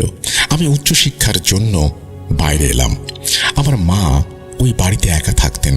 ততদিনে পূর্ব পাকিস্তানের নাম বাংলাদেশে পরিবর্তিত হলো, আর ততদিনে আমরা এই শব্দগুলোর সঙ্গে এতটাই অভ্যস্ত হয়ে গিয়েছিলাম যে মাগরিবের আজানের পর আমরা নিজেরাই এই শব্দগুলোর জন্য অপেক্ষা করতাম। ওই বাড়ির সবাই নামাজি এবং ইবাদতকারী ছিল, তাই নতুন করে কোনো ভয়ঙ্কর ঘটনা আর ঘটেনি। কিন্তু সেই তালাবদ্ধ জায়গার রহস্যই থেকে গিয়েছিল। মা প্রায়ই বলতেন ওই সিন্দুকের বইগুলোর আসল রহস্য কি, আর সেখানে কি ধরনের সম্পদ লুকানো আছে। মা তার সময়ের তুলনায় বেশি পড়াশোনা জানা এবং ভালো একটি সরকারি চাকরিতে কর্মরত ছিলেন। আমাদের জীবনযাপন খুব ভালোভাবে চলছিল, কোনো কিছুর অভাব ছিল না। আমি মায়ের সঙ্গে একই বাড়িতে থাকতাম, কিন্তু মায়ের সেই কৌতূহলী মন, ওই রহস্য উদ্ঘাটনের চিন্তা আমাকে খুব ভাবাতো। আমি ভয়ে ভয়ে থাকতাম, ওরা আবার আমার মায়ের কোনো ক্ষতি করবে না তো। আমি প্রতিবারই মাকে বলতাম, মা আপনি কিন্তু তালা খুলবেন না, সিন্ধুকও না। মা বলতেন, আরে আমি কি ছোট বাচ্চা নাকি। একদিন আমি পড়াশোনার কাছে বাইরে ছিলাম, তখন আমাদের পাশের বাড়ির এক প্রতিবেশীর ফোন থেকে জানতে পারলাম যে মা অসুস্থ হয়ে পড়েছেন। আমি খুব চিন্তিত হয়ে বাড়ি ফিরে দেখি মা হাসপাতালে ভর্তি। ডাক্তাররা বললেন মায়ের হিট স্ট্রোক হয়েছে। সবাই দোয়া করতে লাগলো যেন মা সুস্থ হয়ে ওঠেন। আমার খালাও ততক্ষণে এসে পৌঁছেছেন।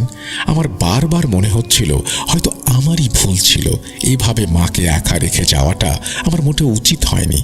আমরা সবাই দোয়া করতে করতে ক্লান্ত হয়ে যাচ্ছিলাম। তখন আমার খালা বললেন, অন্য কোনো ব্যাপার নয় তো, তুমি একবার বাড়ি গিয়ে দেখে এসো তো পেছনের দরজার তালাটা খোলা কিনা।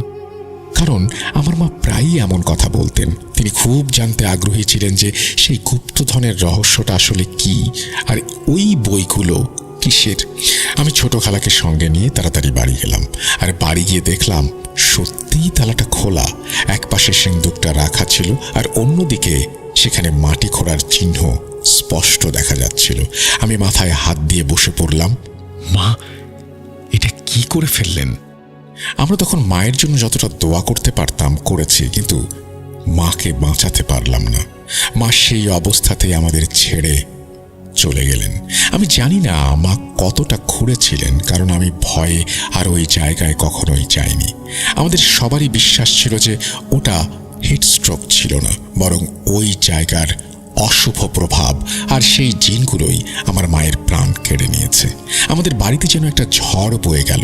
মায়ের জানাজা হলো আর আমি একদম একা হয়ে গেলাম, কিন্তু বাড়িটা ঠিক আগের মতোই রইল।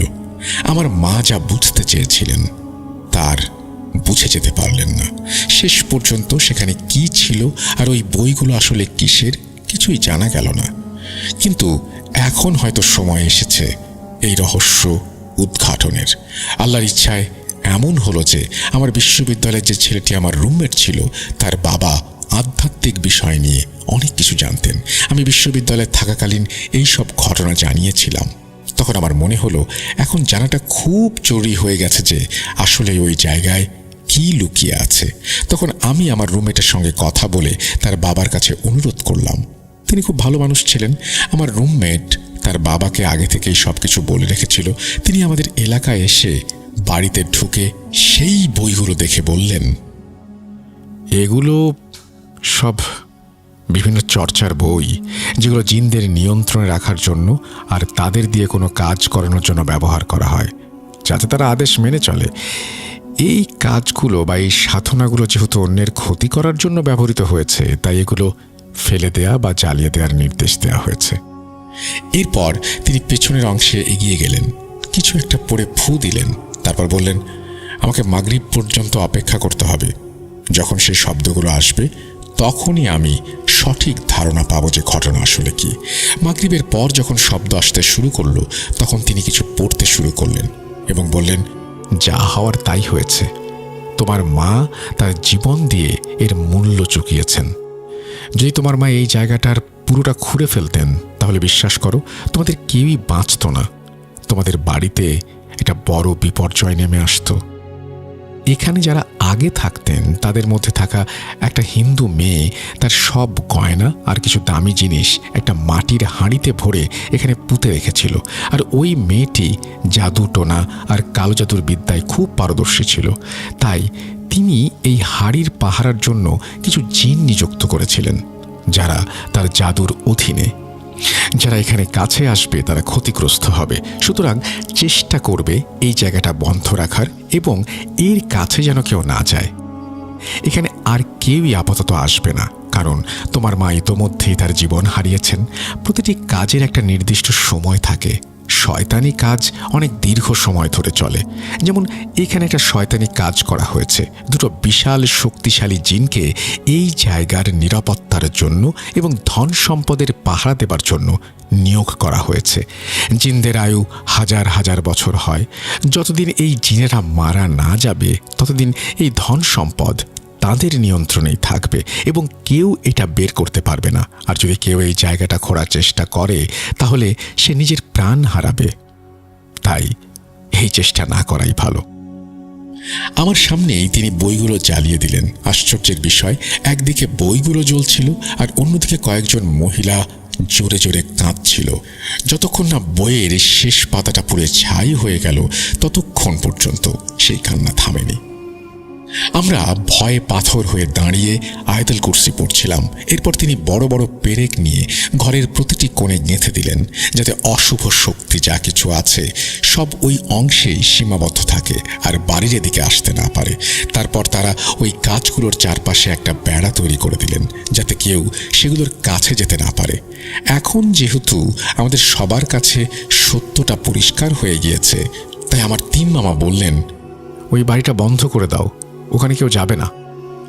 সেই থেকে ওই বাড়ি আর সেই পুরনো ঘরটাতে বড় বড় তালা ঝুলিয়ে দেওয়া হয়েছে। মায়ের মৃত্যুর পর আমাদের আর কেউই সেই তালা খোলার সাহস করেনি। আর বাড়িটা আজও আগের মতোই আছে, কিন্তু এখন আর কারো জীবন উৎসর্গ করার ঝুঁকি নেওয়া যাবে না। আমি জানি না ওই মহিলা কি ধরনের জাদু করেছিল, সে আদৌ জীবিত ছিল কিনা তাও জানা নেই, কিন্তু তার কাজ আজও আমাদের জীবনে এক জ্বলন্ত জীবন্ত আতঙ্ক হয়ে আছে। আমি শুধু এইটুকু জানি যে ওখান থেকে আজও মাঝে মাঝে অদ্ভুত ঝনঝনানির মতো শব্দ আসে, যা আগের তুলনায় অনেকটাই দুর্বল। আমাদের রুমমেটের বাবার মতে হয়তো সেখানে একাধিক হাঁড়ি লুকানো আছে, আর যেহেতু জিনেরা সেগুলো রক্ষা করে তাই মাঝে মাঝে তারা তাদের অবস্থান পরিবর্তন করে, যার ফলে ওই মাটি থেকে ওই ধরনের শব্দ আসে। আজ পর্যন্ত কাউকে আমরা এই কথা বলিনি, কিন্তু মাঝে মাঝে মনে হয় কোনো আলেম টাইপের মানুষকে জিজ্ঞেস করা উচিত। তবে মায়ের মৃত্যুর পর থেকেই কেউ আর এই ঝুঁকি নিতে চায়নি। এই বলেই আকরাম আঙ্কেল তার ঘটনা শেষ করেছেন, সেই সাথে লেখা শেষ করেছেন সিফাত আলম। অসংখ্য ধন্যবাদ আপনাকে ঘটনা পাঠানোর জন্য। আশা করছি যারা শুনলেন তাদের কাছেও ভালো লেগেছে। আমরা চলে যাব আমাদের পরবর্তী ঘটনায়।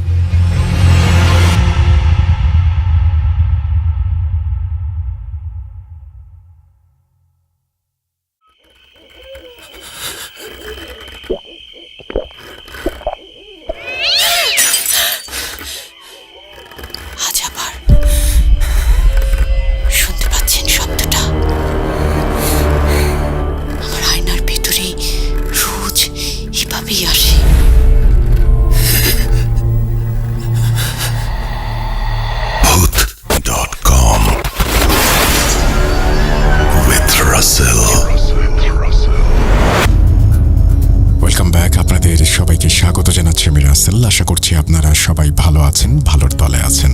আমিও ভালো আছি আর ভালোর দলে আছি। আমরা বেশ কিছু ইমেল শুনলাম, এবার চলে যাব একটা অডিও ক্লিপে, এবং এই অডিও ক্লিপটি শুনলে আমি বিশ্বাস করি আপনাদের ভালো লাগবে। চলুন কথা না বাড়িয়ে শুরু করা যাক।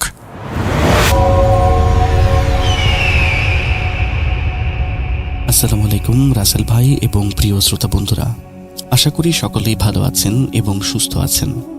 আমি মোহাম্মদ সাবিত আলম বলছি ময়মনসিংহ বিভাগ থেকে। আজকে যে ঘটনাটি আমি আপনাদেরকে শোনাবো সেটি আমার কাছে শেয়ার করেছেন ঢাকা থেকে সালমান ভাই। সালমান ভাইয়ের জীবনের এই অভিজ্ঞতাটি এতটাই শ্বাসরুদ্ধকর যে শোনার সময় হয়তোবা আপনার নিজেরও এই ঘটনাটা ফিল হতে পারে। তাই চলুন আর দেরি না করে সরাসরি চলে যাব মূল ঘটনায়। আমি সালমান ভাইয়ের জবানিতেই সম্পূর্ণ বিষয়টা আপনাদের সামনে তুলে ধরছি, তবে বর্ণনার সুবিধার্থে আমি ওনার কথাগুলো আমার ভাষাতেই সাজিয়ে বলছি। সালমান ভাইয়ের সাথে এই ঘটনাটি ঘটেছিল 2016 সালে। স্থান ছিল আমাদের এই কোলাহলপূর্ণ ঢাকা শহর। সেই সময়ে ওনার বয়স ছিল বড়জোর 20 বছর। একটা টকবগে তরুণ, যার চোখে ছিল পৃথিবীকে জয় করার নানান স্বপ্ন। কিন্তু সেই বয়সে ওনার এবং ওনার পরিবারের উপর দিয়ে যে ঝড়টা বয়ে গেছিল তা বোঝার জন্য আমাদেরকে সময়ের কাঁটা একটু পেছনের দিকে ঘোরাতে হবে। কারণ পরবর্তীতে ওনাদের সাথে যে ভয়ঙ্কর ঘটনাগুলো ঘটেছিল তার শেকড় প্রথিত ছিল অনেক পুরাতন এক অতীতে। সালমান ভাই আমাকে বলেছিলেন জ্ঞান হবার পর থেকেই উনি দেখতেন যে ওনারা পুরাতন ঢাকায় ওনার দাদা বাড়িতেই থাকতেন। আপনারা যারা পুরাতন ঢাকা চেনেন তারা নিশ্চয়ই জানেন সেখানকার পরিবেশটা কেমন হয়। সরু গলি, যেখানে সেখানে রিক্সা চলে, পাশ দিয়ে হেঁটে যাওয়ার জায়গা থাকে না, পুরাতন দালান কোঠা যার প্রতিটি ইটে লেগে থাকে শ্যাওলা বা ইতিহাসের গন্ধ। ওনাদের দাদা বাড়িটি ছিল ঠিক এমন, দেয়ালের প্লাস্টারগুলো খসে পড়া লাল ইট বেরিয়ে যাওয়ার মতো। ছাদের কার্নিশে সবসময় এক ঝাঁক কবুতর বাকবাকুম করত। মহল্লার পরিবেশটা ছিল এমন যে সকালে ঘুম ভাঙতেই রাস্তার হকারদের ডাকে মাথা যেন গুলিয়ে যেত। কিন্তু এক অদ্ভুত মায়া ছিল সেই পরিবেশে, কিন্তু সেই মায়ার আড়ালে ছিল একটা চাপা কষ্ট। ওনাদের সেই বাড়িটা ছিল দুতলা। নিচতলায় দাদা দাদি থাকতেন আর ওপরের তলায় থাকতেন সালমান ভাইয়ের বাবা এবং ওনার বাকি দুই ভাই, অর্থাৎ সালমান ভাইয়ের দুই চাচা। 51বর্তী পরিবার। ভাই বোনদের মধ্যে সালমান ভাই সবার বড়, তারপর ওনার ছোট ভাই এবং সবার ছোট ওনার বোন। ওনার আব্বু ছিলেন একজন ডাক্তার। একটি সরকারি হাসপাতালে উনি কর্মরত ছিলেন। ডাক্তার মানুষ, তাই স্বভাবতই উনি ছিলেন অত্যন্ত নিয়মনিষ্ঠ। ওনার কাছে জীবনের সবকিছুর একটা নির্দিষ্ট ছক ছিল। পরিষ্কার পরিচ্ছন্নতা, মানসিক শান্তি, ধৈর্য, এই তিনটি জিনিস ওনার কাছে ছিল ওনার জীবনের সব থেকে গুরুত্বপূর্ণ। অন্যদিকে সালমান ভাইয়ের আম্মু ছিলেন একেবারেই ভিন্ন। উনি ছিলেন মাটির মতো নরম মনের মানুষ। সংসারের যাবতীয় ঝড়ঝামেলা আর কাজের ভিড়ে উনি নিজেকে ডুবিয়ে রাখতেন। দাদার বাড়িতে সবাই একসাথে থাকলেও সেই একসাথে থাকার মধ্যেও ভালোবাসার থেকে মানসিক চাপ আর টেনশনটাই যেন বেশি ছিল। সালমান ভাইয়ের দুই চাচা এবং ওনার চাচিরা সবার মেজাজ ছিল সম্পূর্ণ আলাদা। বিশেষ করে বড় চাচি ছিলেন বেশ কড়া মেজাজের। ওনার কথার ধার ছিল খুব বেশি। কথায় কথায় উনি সালমান ভাইয়ের আম্মুর সাথে খটমট বাঁধিয়ে দিতেন। কখনো রান্নায় লবণের পরিমাণ নিয়ে, কখনো ডাইনিং টেবিলে পানি পড়ার তুচ্ছ বিষয় নিয়ে। কিন্তু সালমান ভাইয়ের মনে হতো এগুলো কেবল ওপরের অজুহাত, আসল সমস্যাটা হয়তো বা অন্য কোথাও। যৌথ পরিবারে বা বড় ফ্যামিলিতে একটা সুপ্ত অহংকার বা শ্রেষ্ঠত্বের লড়াই কাজ করে, সেটা হয়তো বা ভেতরে ভেতরে বড় হচ্ছিল। সালমান ভাইয়ের আব্বু প্রায় হাসপাতাল থেকে ডিউটি করে ক্লান্তি হয়ে ফিরতেন। বাসায় ফিরে যখনই আম্মু থমথমে বা চোখের কোণে পানি দেখতেন, তখন উনি একদম চুপ হয়ে যেতেন। ডাক্তার মানুষ, সারাদিন রোগী দেখে কষ্ট করেছেন। দিন শেষে সালমান ভাইয়ের আম্মু অর্থাৎ নিজের স্ত্রীর চোখে পানি দেখার ক্ষমতা হয়তো ওনার ছিল না। সালমান ভাই অনেকবার রাতে লক্ষ্য করেছেন ওনার আব্বু রাতে খাবার শেষ করে উঠোনে একা একা এমনভাবে বসে থাকে যেন কোনো বিশাল সিদ্ধান্তের ভার ওনার মাথায় চাপিয়ে দেওয়া হয়েছে। উনি হয়তো মনে মনে কোনো সমাধানের পথ খুঁজতেন। আম্মু মাঝে মাঝে লুকিয়ে কাঁদতেন যেন ছেলেমেয়েরা না দেখতে পারে। একদিন রাত্রেবেলা সালমান ভাই আম্মুকে বলতে শুনলেন, সালমান, তোমার আব্বু আলাদা একটা বাসে নেওয়ার কথা ভাবছে। উনি আর এই রোজকার অশান্তি নিতে পারছেন না। সালমান ভাই তখন 18 বছরের তরুণ। ওনার জন্য এই খবরটা একই সাথে খুশির এবং অদ্ভুত অনুভূতির। যে বাড়ি থেকে ওনার জন্ম হয়েছিল, যে অলিগুলি সবকিছুই ওনার পরিচিত, সেসব ছেড়ে যাওয়ার কথা ভাবলেই কেমন যেন লাগতো। কিন্তু একই সাথে মনে হতো হয়তো নতুন কোথাও গেলে ওনাদের মানসিক একটু শান্তি আসবে। কয়েক সপ্তাহ পরে ওনার আব্বু সত্যি সত্যি নতুন একটি বাসা বের করলেন খুঁজে। সালমান ভাইও ওনার বাবার সাথে গেলেন। মিরপুরের দিকে একটু ভেতরের সাইডে, মেইন রোড থেকে কিছুটা দূরে, যেখানে শহরের কোলাহল একটু কম, সেখানে একটা মহল্লায় ওনার আব্বু একটা বাড়ি পছন্দ করলেন।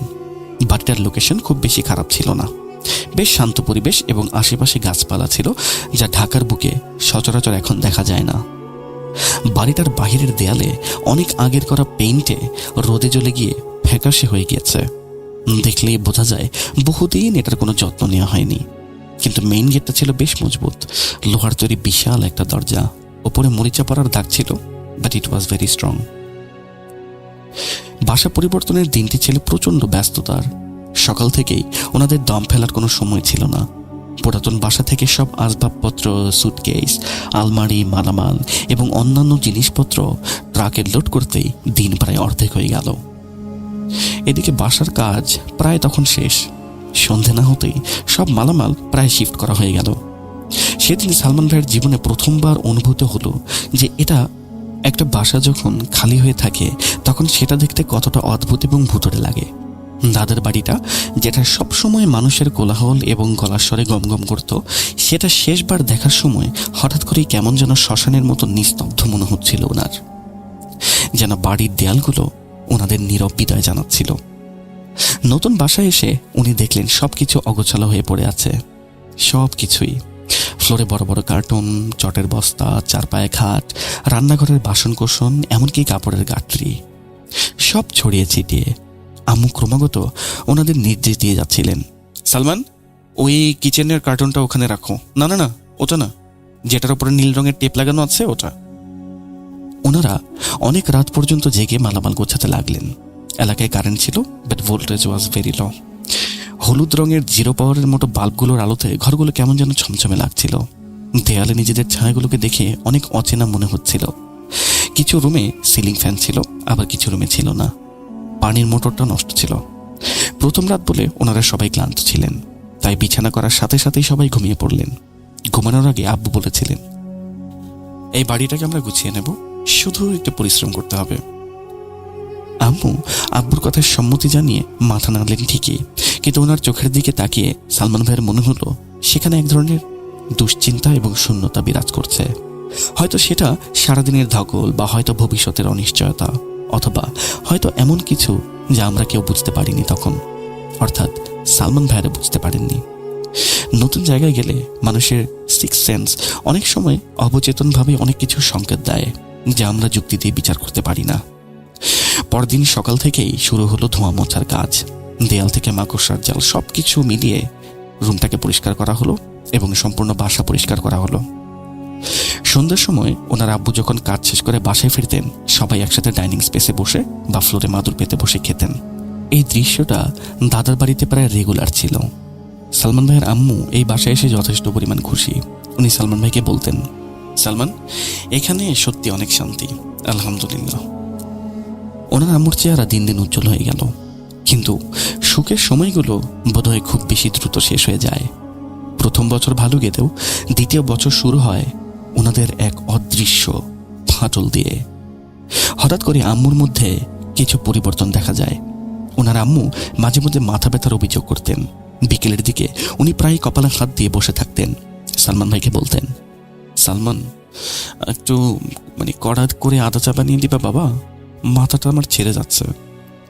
সালমান ভাই তখন মজা করে বলতেন, আম্মু, তুমি তো সারাদিন মেশিনের মতো কাজই করো দেখি, বিশ্রাম তো আর নাও না, তাই শরীর তো খারাপ করবেই।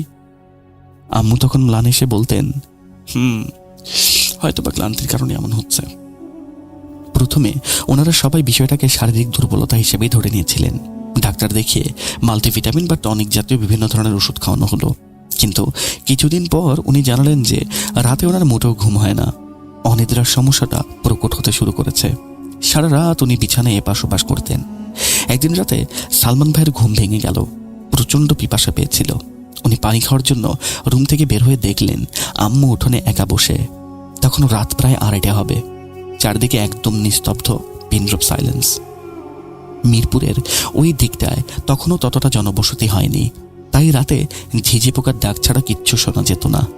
আম্মু অন্ধকারের মধ্যে একটা মোড়া পেতে বসেছিলেন। ওনার দৃষ্টি ছিল বাইরের মেইন গেটের দিকে। সালমান ভাই খুব সাবধানে পা টিপে টিপে ওনার কাছে গেলেন এবং জিজ্ঞেস করলেন, আম্মু, তুমি ঘুমাওনি? এত রাতে এখানে বসে কি করছো? ছেলের গলার স্বর শুনে ওনার আম্মু কিছুটা চমকে গেলেন, যেন অনেক দূর থেকে কেউ ওনাকে ডাক দিল। তারপর একটু সামনে নিয়ে বললেন, আরে বলিস না বাবা, কিছুতেই ঘুম আসছে না আমার। বুকের ভেতর কেমন যেন একটা অস্বস্তি লাগছে, ঠান্ডাও লেগেছে, তাই ভাবলাম একটু বাইরে খোলা বাতাসে বসি। সালমান ভাই বললেন, চলো আমিও তোমার পাশে বসছি। আম্মু সাথে সাথে ব্যস্ত হয়ে বললেন, না না, তোমার সকালে ক্লাস আছে না, তুমি ঘুমিয়ে পড়ো, আমার কিচ্ছু হয়নি, আমি চলে যাব। সালমান ভাই মায়ের মুখের দিকে তাকিয়ে রইলেন। চাঁদের অস্পষ্ট আলোয় আম্মুর চোখগুলো কেমন যেন দেখাচ্ছিল, ঘোলাটে এবং ভীত। উনি ছেলের সাথে সরাসরি আই কন্ট্যাক্ট করছিলেন না, বারবার দৃষ্টি সরিয়ে নিচ্ছিলেন। সালমান ভাইয়ের মনে হলো ওনার আম্মু ওনার কাছ থেকে কিছু একটা লুকাচ্ছেন। পরদিন সকালে আম্মুকে দেখে একদম স্বাভাবিক মনে হলো, যেন রাতে কিচ্ছু ঘটেনি। কিন্তু সেই দিন সন্ধ্যার দিকে উনি আবার অদ্ভুত একটা কথা বললেন। উনি জানালেন যে ইদানিং উনি নাকি আজব ধরনের স্বপ্ন দেখেন। সালমান ভাই কৌতূহলী হয়ে জিজ্ঞেস করলেন, কি স্বপ্ন দেখছো আম্মু? ওনার আম্মু কোনো ভনিতা না করেই বললেন, আমি স্বপ্নে একটা অচেনা মহিলার মুখ দেখি জানো। সে শুধু আমার দিকে এক দৃষ্টিতে তাকিয়েই থাকে, কোনো কথা বলে না। কখনো দেখি সে মেইন গেটের সামনে দাঁড়িয়ে, আবার কখনো দেখি সে আমার বেডরুমের জানালার ঠিক ওই পাশে দাঁড়িয়ে। সালমান ভাই বিষয়টাকে হালকা করার জন্য হেসে উড়িয়ে দিয়ে বললেন, হ্যাঁ রে আম্মু, তুমি বেশি চিন্তা করছো। এগুলো হচ্ছে মনের ভুল, এগুলোকে বেশি একটা পাত্তা দিতে নাই। এগুলো ভাইবো না তো।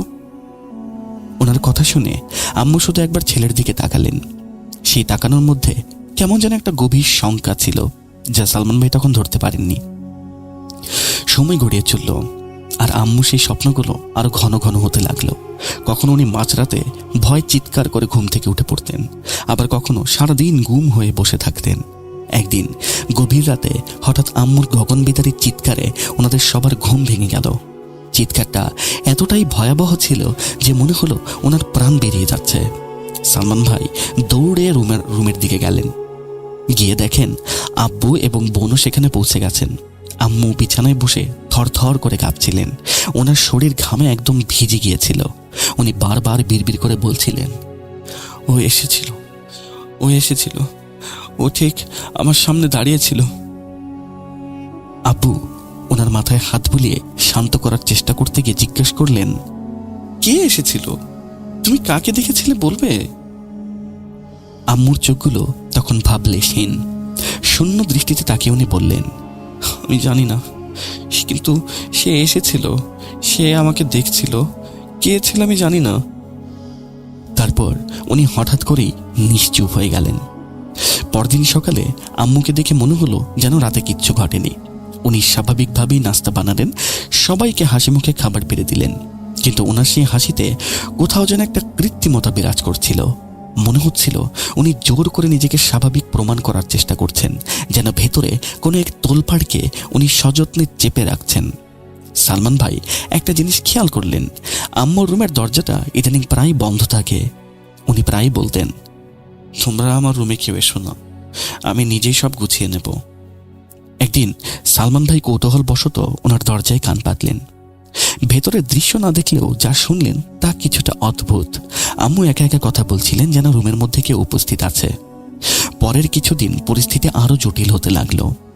আম্মু কখনো খুব স্বাভাবিক আচরণ করতেন, আবার কখনো একদম পাথর হয়ে যেতেন। খাওয়া দাওয়ার প্রতি ওনার প্রচন্ড অনীহা তৈরি হলো। নিজের মনে বিড়বিড় করা আর রাতভর জেগে থাকাটা ওনার নিত্যদিনের অভ্যাসে পরিণত হলো। সালমান ভাই নিজেও ভয়ে রাতে ঘুমাতে পারতেন না। কখনো বই পড়ার ভান করে জেগে থাকতেন, কখনো বা কান খাড়া করে মায়ের রুমের দিকে মনোযোগ দিতেন। মাঝে মাঝে ওনার রুম থেকে ফিস ফিস করে কথা বলার সাউন্ড আসতো, খুবই নিচু স্বরে, যেন কোনো গোপন পরামর্শ চলছে। সেই ফিসফিসানি মানুষের গলার মতো মনে হতো না, বরং মনে হতো অন্য কেউ কথা বলছে, কোনো প্রাণী কথা বলছে। সালমান ভাই সাহস করে দরজার কাছে যেতেন, কিন্তু ভেতর থেকে শুধু আম্মুর গলা শোনা যেত, না আমি যাব না, আমাকে ছেড়ে দাও। আমি হাত জোর করে বলছি, আমাকে ছেড়ে দাও, আমি জোরে বলতে পারবো না, আমার ছেলেমেয়েরা শুনে ফেলবে। তারপর নেমে আসতো কবরের মতো নিস্তব্ধতা। একদিন রাতে সালমান ভাই আর চুপ থাকতে পারলেন না, আব্বুকে সব খুলে বললেন। ওনার আব্বু দীর্ঘশ্বাস ফেলে বললেন, সালমান, তোমার মা আসলে খুবই ক্লান্ত। এই সংসারের চাপ, আমাদের সবার খেয়াল রাখা, সব মিলিয়ে উনি মানসিকভাবে ভেঙে পড়েছেন। ওনার একটু বিশ্রাম দরকার। You get that? সালমান ভাই বাবার মুখের উপরে কোনো তর্ক করলেন না, কিন্তু ওনার মনের ভেতরে একটা সন্দেহ দানা বাঁধতে শুরু করলো। এটা যে শুধু সাধারণ কোনো ক্লান্তি বা বিষণ্ণতা নয়, সেটা ওনার ভেতরে অনুভূতি বারবার ওনাকে সতর্ক করে দিচ্ছিল। এভাবেই আরো 1 বছর কেটে গেল।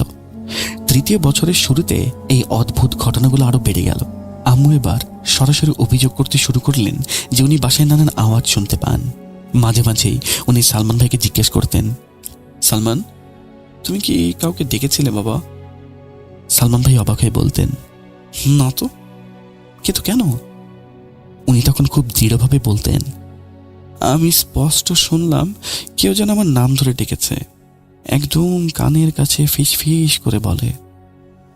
সালমান ভাই নিজেও কয়েকবার খেয়াল করলেন, বাসায় কেমন যেন একটা ভারী ভাব বিরাজ করছে। সেই চিরচেনা নীরবতা আর শান্তি মনে হতো না, বরং মনে হতো নীরবতার আড়ালে কেউ একজন ঘাপটি মেরে বসে আছে, যেন হাজার হাজার অদৃশ্য চোখ তাদেরকে দেখছে। তারপর এক রাতে ওনারা সবাই ড্রয়িং রুমে বসেছিলেন। হঠাৎ আম্মু আর্তনাদ করে উঠলেন, তবে এবারের চিৎকার ভয়ের থেকে ব্যথার বেশি ছিল। সালমান ভাই দৌড়ে গিয়ে বললেন, আম্মু কি হয়েছে? উনি খুব ধীর কণ্ঠে কাঁপতে কাঁপতে বললেন, ও ও আবার এসেছিল। সালমান ভাই জিজ্ঞেস করলেন, কে এসেছিল? কে আসে আম্মু? আম্মু মাথা নিচু করে মেঝের দিকে তাকিয়ে বললেন, আমি ওকে চিনি না, কিন্তু সে আমাকে চেনে, আমাকে খুব ভালো করে চেনে জানিস। সালমান ভাই আর ওনার আব্বু সারা রাত আম্মুর পাশে বসে রইলেন। আব্বু যথেষ্ট চিন্তিত ছিলেন। এবার মুখে কিছু না বললেও ডাক্তার মানুষ হয়ে উনি বুঝতে পারছিলেন যে এই সমস্যার সমাধান চিকিৎসা বিজ্ঞানের বইতে নেই। এটা ওনাদের যুক্তির বাইরের কোনো বিষয়। এর কিছুদিন পর থেকে বাসার পরিবেশ দ্রুত বদলাতে লাগলো। ছোটখাটো সব জিনিসপত্র খুব অদ্ভুত আচরণ করতে লাগলো। কখনো রুমের লাইট নিজে থেকেই নিভে যেত, আবার কখনো মেইন গেটটা কোনো কারণ ছাড়াই ক্যাচক্যাট শব্দ করে খুলে যেত, অথচ বাইরে কোনো বাতাস নেই। এক রাতে সালমান ভাই নিজের কানে শুনলেন ওনার রুমের দরজার বাহিরে বারান্দায় কেউ খুব ভারী পায়ে হাঁটছে। ধপ ধপ ধপ শব্দটা খুব ধীরলয়ে হতে থাকলো, কিন্তু স্পষ্ট ছিল। উনি সাহস সঞ্চয় করে দরজা খুললেন, কিন্তু বারান্দা ছিল একেবারেই ফাঁকা। শুধু আম্মুর রুমের লাইটটা জ্বলছিল আর ভেতরে থেকে লক করা ছিল। উনি ভাবলেন হয়তোবা আম্মু জেগে আছেন। পরের দিন সকালে আম্মুকে জিজ্ঞেস করলে উনি অদ্ভুতভাবে এড়িয়ে গেলেন। একটা বিষয় বারবার সালমান ভাইয়ের নজরে পড়ছিল। আম্মু যখন প্রায় সবসময় নিজের সাথে কথা বলেন, তারপর ভাঁজ করতে করতে, রান্না করার সময়, এমনকি বাথরুমে থাকার সময়ও সালমান ভাই যখন জিজ্ঞেস করতেন তখন তিনি চমকে উঠতেন। কই না তো, কার সাথে কথা বলবো, আমি তো সূরা পড়ছিলাম। ওনার শারীরিক অবস্থা মারাত্মকভাবে অবনতি হতে শুরু করলো। ফর্সা চেহারা একদম ফ্যাকাশে হলুদ হয়ে গেল, চোখের নিচের কালি গভীর দীর্ঘ দাগ পড়ল এবং গলার স্বরটাও কেমন যেন ভারী এবং কর্কশ হয়ে গেল। একদিন আব্বু দেরি না করে ওনার একজন নামকরা সাইকিয়াট্রিস্ট বা মানসিক রোগের ডাক্তারের কাছে নিয়ে গেলেন। ডাক্তার অনেকক্ষণ চেক আপ করে বললেন, এটা তো তীব্র মানসিক ডিপ্রেশন, ওনাকে কিছুদিন বিশ্রামে রাখুন আপনারা। আম্মু ডাক্তারের চেম্বারে চুপচাপ ছিলেন, কিন্তু ফেরার পথে গাড়িতে বসে উনি একটা কথা বারবার বলতে লাগলেন, ডাক্তার কি বুঝবে, ও তো তাকে দেখতেই পায় না, ও তো অন্ধ। আব্বু জিজ্ঞেস করলেন, কাকে দেখতে পায় না? তুমি কি শুরু করেছো এসব? আমাকে বলো, কি হয়েছে কি তোমার? আম্মু কোনো উত্তর দিলেন না, শুধু জানালার বাইরে তাকিয়ে রইলেন। ওনার দৃষ্টি ছিল স্থির। সেই সপ্তাহের পর এক রাতের বেলা উপদ্রব অনেক বেড়ে গেল। দরজায় টোকা পড়ার শব্দ, রান্নাঘরের বাসনকোসন পড়ে যাওয়ার ঝনঝনানি, আর মাঝরাতে উঠোনে কারো হাঁটার শব্দ স্পষ্ট। সালমান ভাই অনেকবার টর্চ লাইট নিয়ে বাইরে গেলেন, কিন্তু প্রতিবারই শুধু বাতাস এবং গাছের পাতার সাউন্ড ছাড়া কিচ্ছু শুনতে পেলেন না। একদিন মুষলধারে বৃষ্টি হচ্ছিল। সালমান ভাই দেখলেন ওনার আম্মু রুমের জানালাটা সম্পূর্ণ খুলে রেখেছেন। বৃষ্টির ছাঁট ভেতরে আসছিল, মেঝে ভিজে যাচ্ছিল। সালমান ভাই গিয়ে জানালাটা বন্ধ করতে চাইলে ওনার আম্মু ওনাকে কঠিন গলায় নিষেধ করলেন, বন্ধ করো না সালমান, ওকে ভেতরে আসতে দিতে হবে। সালমান ভাই থমকে গেলেন, ভয়ে ওনার গলা শুকিয়ে গেল। উনি বললেন, কাকে আম্মু, কাকে আসতে দিতে হবে? উনি জানালার বাইরে অন্ধকারের দিকে তাকিয়ে বললেন, সে প্রতি রাতে আসে। সালমান ভাই ওনার কাঁধে হাত রাখলেন। উনি এমনভাবে চমকে উঠলেন যেন কোনো গভীর ঘুম থেকে জাগলেন। তারপর বললেন, কিছু না বাবা, ঘুম আসছে না, যাও তুমি শুয়ে পড়ো। সালমান ভাই সেই রাতে এক ফোঁটাও ঘুমাতে পারেননি। জানালার বাহিরে বৃষ্টির শব্দের সাথে মিলে এমন একটা শব্দ পাচ্ছিলেন যেন কোনো বিশাল জন্তু শ্বাস নিচ্ছে। পরদিন আম্মু ফজরের নামাজ পড়লেন, কিন্তু তারপর সারাদিনই জায়নামাজেই বসে রইলেন, কিন্তু কোনো কথা বললেন না। সেই দিনের পর থেকে ওনাদের বাসার ভারী পরিবেশটা যেন আরো বেশি ভারী হয়ে গেল। আব্বু পরিবর্তনটা টের পেলেন ওনার। উনি একদিন বললেন, আই ডোন্ট নো, বাসায় ঢুকলেই বুকটা আমার ভারী লাগে, দমটা বন্ধ হয়ে আসে। সালমান ভাইয়ের মনে তখন একটাই চিন্তা, সবকিছু আম্মুর অসুস্থতার পর থেকেই শুরু হয়েছে। উনি কখনো কল্পনাও করেননি যে ওনার সাজানো গোছানো সংসারটা চোখের সামনে এভাবে তছনছ হয়ে যাচ্ছে। আম্মু এখন আর আগের মতো নেই। সকালবেলা উঠে কাজ করেন ঠিকই, কিন্তু ওনার চোখের দৃষ্টিতে কোনো প্রাণ নেই, যেন একটা জিন্দা লাশ বা রোবট কাজ করছে। মাঝে মাঝে উনি চা বানাতে গিয়ে গভীরভাবে থমকে দাঁড়িয়ে থাকেন, ঘন্টার পর ঘন্টা কোনো একটা নির্দিষ্ট দিকে তাকিয়ে থাকেন। সালমান ভাই ডাকলে এমনভাবে তাকান যেন অনেক দূর থেকে উনি কারো ডাক শুনেছেন। একদিন রাতে উনি ঘুমের ঘরে সোজা রান্নাঘরে চলে গেলেন। পরিবারের বাকি সবাই টের পেয়ে গিয়ে দেখেন চুলায় আগুন জ্বলছে, কিন্তু তার উপরে রাখা কড়াইটা একদম খালি। সালমান ভাই বললেন, আম্মু তুমি ঘুমাও না কেন? উনি পেছন ফিরে তাকালেন। সেই চাহনি সালমান ভাই কোনোদিনও ভুলতে পারবেন না। ওনার চোখ দুটো যেন কাচের মতো স্বচ্ছ এবং স্থির, চোখের মনি নড়ছে না। উনি ফিসফিস করে বললেন, কেউ আমাকে ডেকেছে, আমি তাই এলাম। পরদিন আম্মুর প্রচণ্ড জ্বর এলো। আব্বু কপালে চিন্তার ভাঁজ টেনে আনলেন। উনি সারা রাত জেগে আম্মুর পাশে বসে রইলেন। পরদিন সকালে আব্বু একটা কঠিন সিদ্ধান্ত নিলেন।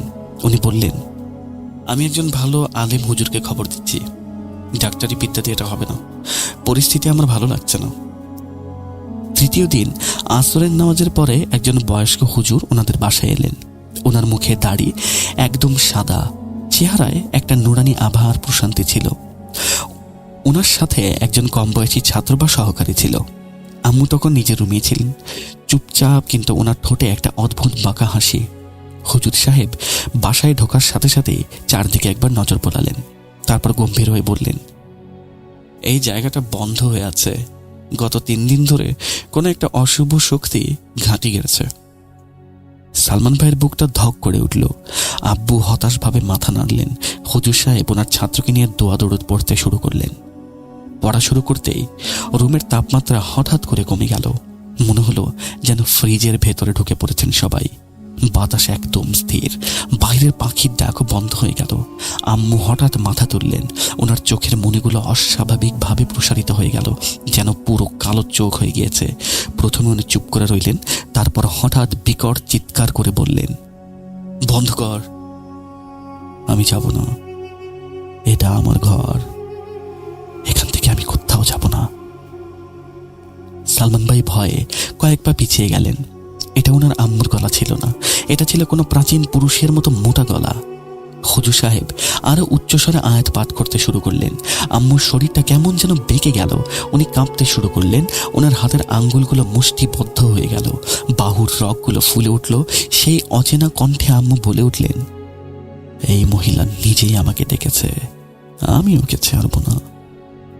সালমান ভাই এগিয়ে যেতে চাইলেন, কিন্তু হুজুর সাহেব হাত ইশারা করে ওনাকে থামিয়ে দিলেন। বললেন, বাবা এখন কাছে যেও না, বিপদ হতে পারে। তিলাওয়াত আরো তীব্র হলো। রুমের জানালার কাজগুলো থরথর করে কাঁপতে শুরু করলো। আম্মুর চুলগুলো মুখের উপরে এলোমেলো হয়ে এলিয়ে পড়েছে। এক মুহূর্তের জন্য উনি সোজা হয়ে বসলেন, তারপর সরাসরি সালমান ভাইয়ের দিকে তাকালেন। ওনার নাম ধরে ডাকলেন, সালমান। কিন্তু সেই ডাকের মধ্যে মায়ের কোনো মমতা বা মায়া ছিল না, ছিল এক অদ্ভুত প্রতিহিংসা, যেন কোনো পুরনো প্রতিজ্ঞার কথা মনে করিয়ে দিচ্ছে। হুজুর সাহেব এবার জোর গলায় কিছু একটা পড়লেন এবং আম্মুর দিকে ফোঁ দিলেন। আম্মু একটা প্রচণ্ড ঝটকা খেলেন এবং বিছানায় ধপ করে পড়ে গেলেন। রুমে পিনরব সাইলেন্স। কিছুক্ষণ পর ওনার জ্ঞান ফিরল। উনি খুব দুর্বল অনুভব করছিলেন। হুজুর সাহেব পানি পড়া দিলেন এবং ওনার মুখে ছিটিয়ে দিলেন। তারপর নিচু স্বরে আব্বুকে বললেন, এখনো পুরোপুরি যায়নি, এই মহিলার পেছনের অতীত এবং কোনো গভীর সম্পর্ক বা ঘটনা আছে। আরও 3 দিন এই আমল করতে হবে, খুব সাবধানে থাকবেন আপনারা। সেদিন অনেক রাত পর্যন্ত সালমান ভাই জেগেছিলেন। আম্মু ঘুমাচ্ছিলেন, কিন্তু ওনার ঠোঁটগুলো খুব দ্রুত নড়ছিল, যেন স্বপ্নের মধ্যে উনি কারোর সাথে তর্ক করছেন বা কথা বলছেন, খুব ধীরে, অস্পষ্ট স্বরে। প্রথমবারের মতো সালমান ভাইয়ের মনে হলো এই বাড়িতে ওনারা একা নন, ওনাদের সাথে অন্য কেউ বসবাস করছে, যে ওনাদের প্রতিটা মুহূর্তে নজরদারিতে রাখছে। পরদিন সকালে আম্মুর চেহারা দেখে সবাই আঁতকে উঠল। মনে হলো ওনার শরীরের সমস্ত রক্ত কেউ শুষে নিয়েছে। উনি সারাদিন খুব কম কথা বললেন, মাঝে মাঝে দেয়ালের দিকে তাকিয়ে রইতেন একাই এবং হাসতেন। সেই হাসি দেখলে গা যেন শিউরে উঠত। আব্বু নির্দেশ দিলেন বাড়ির সব দরজা জানালা বন্ধ রাখতে, এমনকি টিভি বা ফ্যানও চলবে না, শুধু বাতাস চলাচলের জন্য একটা জানালা খোলা রাখা হলো। সন্ধ্যার পর সেই হুজুর সাহেব আবার এলেন। ওনার পরনে সেই একই ড্রেস। আজ ওনার কপালে চিন্তার ভাঁজটা স্পষ্ট। সালমান ভাই দরজা খুলতেই উনি জিজ্ঞেস করলেন, বাবা, রাতটা কেমন কাটলো? সালমান ভাই মিথ্যা বললেন, জি ভালো, আম্মু আগের থেকে ভালো আছেন মেবি। ওনার চোখ যেন সালমান ভাইয়ের মনের ভেতরের কথাটা পড়ে ফেললেন। উনি বললেন, না বাবা, ঠিক নেই। আচ্ছা চলো। আম্মু তখন বিছানায় বসেছিলেন, চুলগুলো উস্কো খুস্কো, চোখের নিচে কালো গর্ত। হুজুর সাহেব ওনার সামনে বসে আবার তেলাওয়াত স্টার্ট করলেন। প্রথম আয়াতটা পড়ার সাথে সাথে আম্মুর হাতগুলো কাঁপতে শুরু করলো। উনি চোখ বন্ধ করে ফেললেন। তারপর ওনার গলা দিয়ে সেই ভয়ঙ্কর আওয়াজ বের হলো, আমি বলেছিলাম না, তোমরা কেন বারবার আসছো? হুজুর সাহেব এবার আরো জোরে পড়তে শুরু করলেন। ওনার ছাত্রটি পানির বোতলে ফুঁ দিতে লাগলো। সালমান ভাই দেখলেন আম্মুর চারপাশের বাতাস যেন কেমন ঘূর্ণি হয়ে যাচ্ছে, অর্থাৎ পাক পাকিয়ে যাচ্ছে। আম্মুর মুখ দিয়ে কথা বের হলো, এটা ওর প্রাপ্য ছিল না। হুজুর সাহেব জিজ্ঞেস করলেন, কি প্রাপ্য ছিল না? সেই জিনিসটা উত্তর দিল, ওকে বাঁচানোটা ঠিক হয়নি, ও আমার ওয়াদা ভেঙেছে। আম্মুর হাতের মুঠো শক্ত হয়ে গেল। ওনার কবজিগুলো নীল হয়ে যাচ্ছিল। হুজুর সাহেব ধমক দিয়ে বললেন, তুই চুপ কর, তুই যেই হোস না কেন, তুই আল্লাহর সৃষ্টি, এই শরীর থেকে বেরিয়ে যা, নইলে কোরআনের আয়াত দিয়ে তোকে জ্বালিয়ে দেব। আম্মু এমন এক মরণ চিৎকার দিলেন যেন সত্যি সত্যি ওনার গায়ে কেউ জ্বলন্ত কয়লা ঢেলে দিয়েছে। তারপর হঠাৎ উনি একদম শান্ত হয়ে গেলেন। রুমের বাতাসটা ভারী হয়েছিল, শ্বাস নিতেও কষ্ট হচ্ছিল। হুজুর সাহেব ওনার ছাত্রকে ইশারা করলেন। ছাত্রটি একটা তেলের বোতল খুলে পড়া তেল আম্মুর কপালে মালিশ করে দিলেন। আম্মু চোখ খুললেন, ওনার শ্বাস দ্রুত পড়ছিল। হুজুর বললেন, আজকের মতো শান্ত হয়েছে, তবে খুব শক্তিশালী। কাল হবে শেষ লড়াই, কালকেই ফয়সালা হবে। আল্লাহ আল্লাহ করতে থাকেন আপনারা। তৃতীয় রাত। সেই রাতটা ছিল ওনাদের জীবনের সব থেকে দীর্ঘ রাত। হুজুর সাহেব ঘরে ঢুকেই বললেন, আজকের রাতটা কিন্তু খুবই কঠিন হবে, যা কিছু লুকানো আছে সব প্রকাশ পাবে। আম্মু বিছানায় সোজা হয়ে শুয়েছিলেন। ওনার মুখে কোনো ভাবান্তর ছিল না, যেন উনি কোনো কিছুর জন্য অপেক্ষা করছিলেন। হুজুর সাহেব দ্রুত পড়া শুরু করলেন। সাথে সাথেই রুমের ভোল্টেজ আপ ডাউন করতে শুরু করলো। বাল্বটা ফ্লিকারিং করতে লাগলো। আম্মুর শরীরটা বিছানা থেকে কিছুটা ওপরের দিকে উঠে আবার ধপ করে পড়ে গেল। উনি মাথা তুলে সেই বিকট চিৎকার করে বললেন, ও আমার কাছে ওয়াদা করেছিল, এখন তোমরা কিচ্ছু করতে পারবে না। হুজুর সাহেব কোনো কথায় কান না দিয়ে সর্বোচ্চ শক্তিতে তেলাওয়াত করতে লাগলেন। আম্মুর মুখ দিয়ে ফেনা বের হতে লাগলো। ছাত্রটি ওনাকে ধরে রাখার চেষ্টা করলেন, কিন্তু আম্মুর গায়ে তখন অসুরের মতো শক্তি। উনি এক ঝটকায় ছাত্রটিকে সরিয়ে দিয়ে সোজা হয়ে দাঁড়িয়ে গেলেন। ওনার চোখ দুটো টকটকে লাল, চুলগুলো হাওয়ায় উড়ছে। উনি চিৎকার করে বললেন, আমি যাব না, আমি কোনো অবস্থাতেই যাব না। ওনার সেই হুঙ্কারে সম্পূর্ণ বাড়ি যেন কেঁপে উঠল। দরজা জানালাগুলো সশব্দে বন্ধ হয়ে গেল। হুজুর সাহেব এবার দাঁড়িয়ে গেলেন এবং প্রচণ্ড জোর গলায় বললেন, আল্লাহের হুকুমে তুই বেরিয়ে যা। যে বা যারা তোকে এই জাদুকরির মাধ্যমে বেঁধেছে তারা দুর্বল, সত্যের জয় হবেই, তুই নরকেই যাবি। এরপর উনি হাত তুলে বিশেষ লম্বা একটা আয়াত পাঠ করলেন, হয়তোবা সূরা জিন, এবং বাতাসের দিকে একটা ঝটকা দিলেন যেন কোনো অদৃশ্য তলোয়ার চালাচ্ছিলেন। সাথে সাথে আম্মু একটা ঝাঁকুনি খেয়ে যেন ওনার হাই ভোল্টেজের ইলেকট্রিক শক দেওয়া হয়েছে এমনভাবে পড়ে গেলেন। কয়েক মুহূর্তের মধ্যে সব শান্ত হয়ে গেল। রুমের সেই ভারী ভাবটা কেটে গেল। শুধু আম্মু ঘন ঘন নিঃশ্বাসের শব্দ নিচ্ছিলেন, সেটা শোনা যাচ্ছিল। হুজুর সাহেব চোখে মুখে পানি ছিটিয়ে আম্মুর জ্ঞান ফেরালেন। তারপর লম্বা একটা শ্বাস নিয়ে বললেন, আলহামদুলিল্লাহ, উনি এখন নিরাপদ, কিন্তু চিকিৎসা আরো কিছুদিন চলবে। আব্বু ভয়ে ভয়ে জিজ্ঞেস করলেন, আসলে সমস্যাটা কি ছিল হুজুর? হুজুর সাহেব কিছুক্ষণ চুপ থেকে মাটির দিকে তাকিয়ে বললেন, ওনার উপরে ব্ল্যাক ম্যাজিক বা কুফরি কালাম করা হয়েছিল, একটা শক্তিশালী জাদু। আব্বুর হাত কাঁপছিল। সালমান ভাই সাহস করে জিজ্ঞেস করলেন, কে করেছিল এসব হুজুর? হুজুর সাহেব বললেন, এখন তো নাম বলা যাবে না, যে করেছে সে খুব কাছের মানুষ এবং সে নিজেকে লুকিয়ে রেখেছে। তাড়াহুড়ো করলে ক্ষতি হবে, আর আমি তোমাদেরকে নাম বলতে পারবো না। তোমরা যদি আন্দাজ করতে পারো সেটা জানতে পারবে। তবে এতটুকু বলতে পারি, উনি তোমাদের রক্তের সম্পর্কের কেউ। এই বলে উনি উঠে দাঁড়ালেন। ওনারা চলে যাবার সময়ও রুমের পরিবেশটা কেমন যেন অদ্ভুত লাগছিল। আম্মু ঘুমাচ্ছিলেন, কিন্তু ওনার মুখেও কেমন একটা বিজয়ের হাসি লেগেছিল, যেন ভেতরে উনি যুদ্ধ জিতে গেছেন। দুদিন পর হুজুর সাহেব আবার এলেন। ওনার হাতে একটা বড় পানির বোতল ছিল। উনি রুমে বসে কিছুক্ষণ পরে পানিতে ফু দিলেন। তারপর আম্মুকে ডাকলেন। আম্মু শান্তভাবে এসে বসলেন। হুজুর সাহেব বললেন, মা, সব শেষ হয়েছে। শয়তান আবার ফিরে আসতে চাইবে, কিন্তু তার কোমরটা ভেঙে গেছে। আলহামদুলিল্লাহ, আর কোনো ক্ষতি করতে পারবে না। উনি বোতলটা আব্বুর হাতে দিয়ে বললেন, এই পানিটা ওনাকে প্রতিদিন নিয়ম করে খাওয়াবেন, সকালে এবং মাগরিবের পরে। এতে শিফা আছে। যাওয়ার সময় উনি দরজার কাছে দাঁড়িয়ে নিচু স্বরে বললেন, এই কাজ কে করেছে সেটা জানার চেষ্টা করবেন না। মাঝে মধ্যে সত্য না জানার মধ্যেও অনেক বেশি রহমত থাকে, আর কিছু জিনিস জানলে হয়তো বা যন্ত্রণা হয়। আব্বু শুধু মাথা নাড়লেন। এরপর থেকে ওনাদের জীবন আবার স্বাভাবিকতা ফিরে পেল। বোন স্কুলে যাওয়া স্টার্ট করলো। বিকেলে আবার চা নাস্তা খাওয়া শুরু হলো। কিন্তু এই একটা বিষয় রয়ে গেল। সালমান ভাই বলেছিলেন, আমি যখন রাতের বেলা জাগি, মাঝে মাঝে আমার মনে হয় উঠোন থেকে কারো পায়ের শব্দ ভেসে আসে। আমি জানালার কাছে গিয়ে দেখি, কিন্তু কিছু দেখতে পাই না।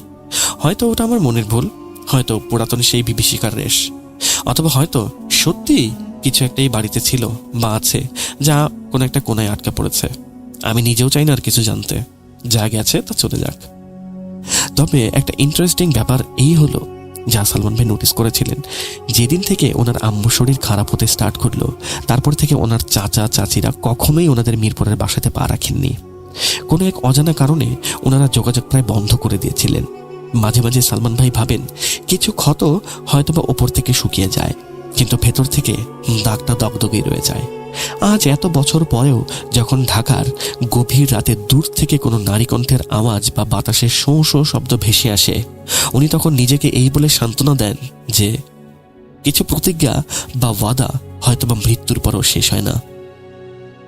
এই বলেই সালমান ভাই ওনার ঘটনা শেষ করলেন। প্রিয় লিসেনার্স, আমি মোহাম্মদ সাবিত আলম। ঠান্ডাজনিত কারণে আমার কথা বলা যদি আপনাদের পছন্দ না হয়ে থাকে, আমাকে ক্ষমা করবেন। ঘটনাটা ভালো লাগলে সকলের কাছে কৃতজ্ঞতা জানাচ্ছি। রাসেল ভাইকে ধন্যবাদ ঘটনাটি প্রচার করার জন্য। সকলে ভালো থাকবেন, সুস্থ থাকবেন। আবারও ফিরে আসব নতুন কোনো সপ্তাহে নতুন কোনো ঘটনা নিয়ে। ততক্ষণ পর্যন্ত সকলে ভালো থাকবেন, সুস্থ থাকবেন এবং ভূত.com শুনতে থাকবেন। আসসালামু আলাইকুম। আরও একবার আপনাদের সবাইকে স্বাগত জানাচ্ছি আমি রাসেল। আশা করছি আপনারা সবাই ভালো আছেন, ভালোর দলে আছেন। বৃহস্পতিবারের আমাদের আজকের এপিসোডটি নিশ্চয়ই আপনাদের ভালো লেগেছে। যদি ভালো লাগে অবশ্যই আমাদের জানাবেন। যদি খুব বেশি ভালো লাগে তাহলে আমাদের এই ইউটিউব চ্যানেলের লিঙ্কটি আপনি শেয়ার করবেন আপনার প্রিয় মানুষের সাথে, কাছের মানুষের সাথে, বন্ধুদের সাথে। আর আমাদের ইমেল অ্যাড্রেস হচ্ছে rasel.booth.com@gmail.com। আপনারা সবাই ভালো থাকুন, সুস্থ থাকুন। নতুন বছর সুন্দর হোক সবার জন্য, সেই প্রার্থনায় আজকের মতো বিদায় নিচ্ছি। আল্লাহ হাফিজ।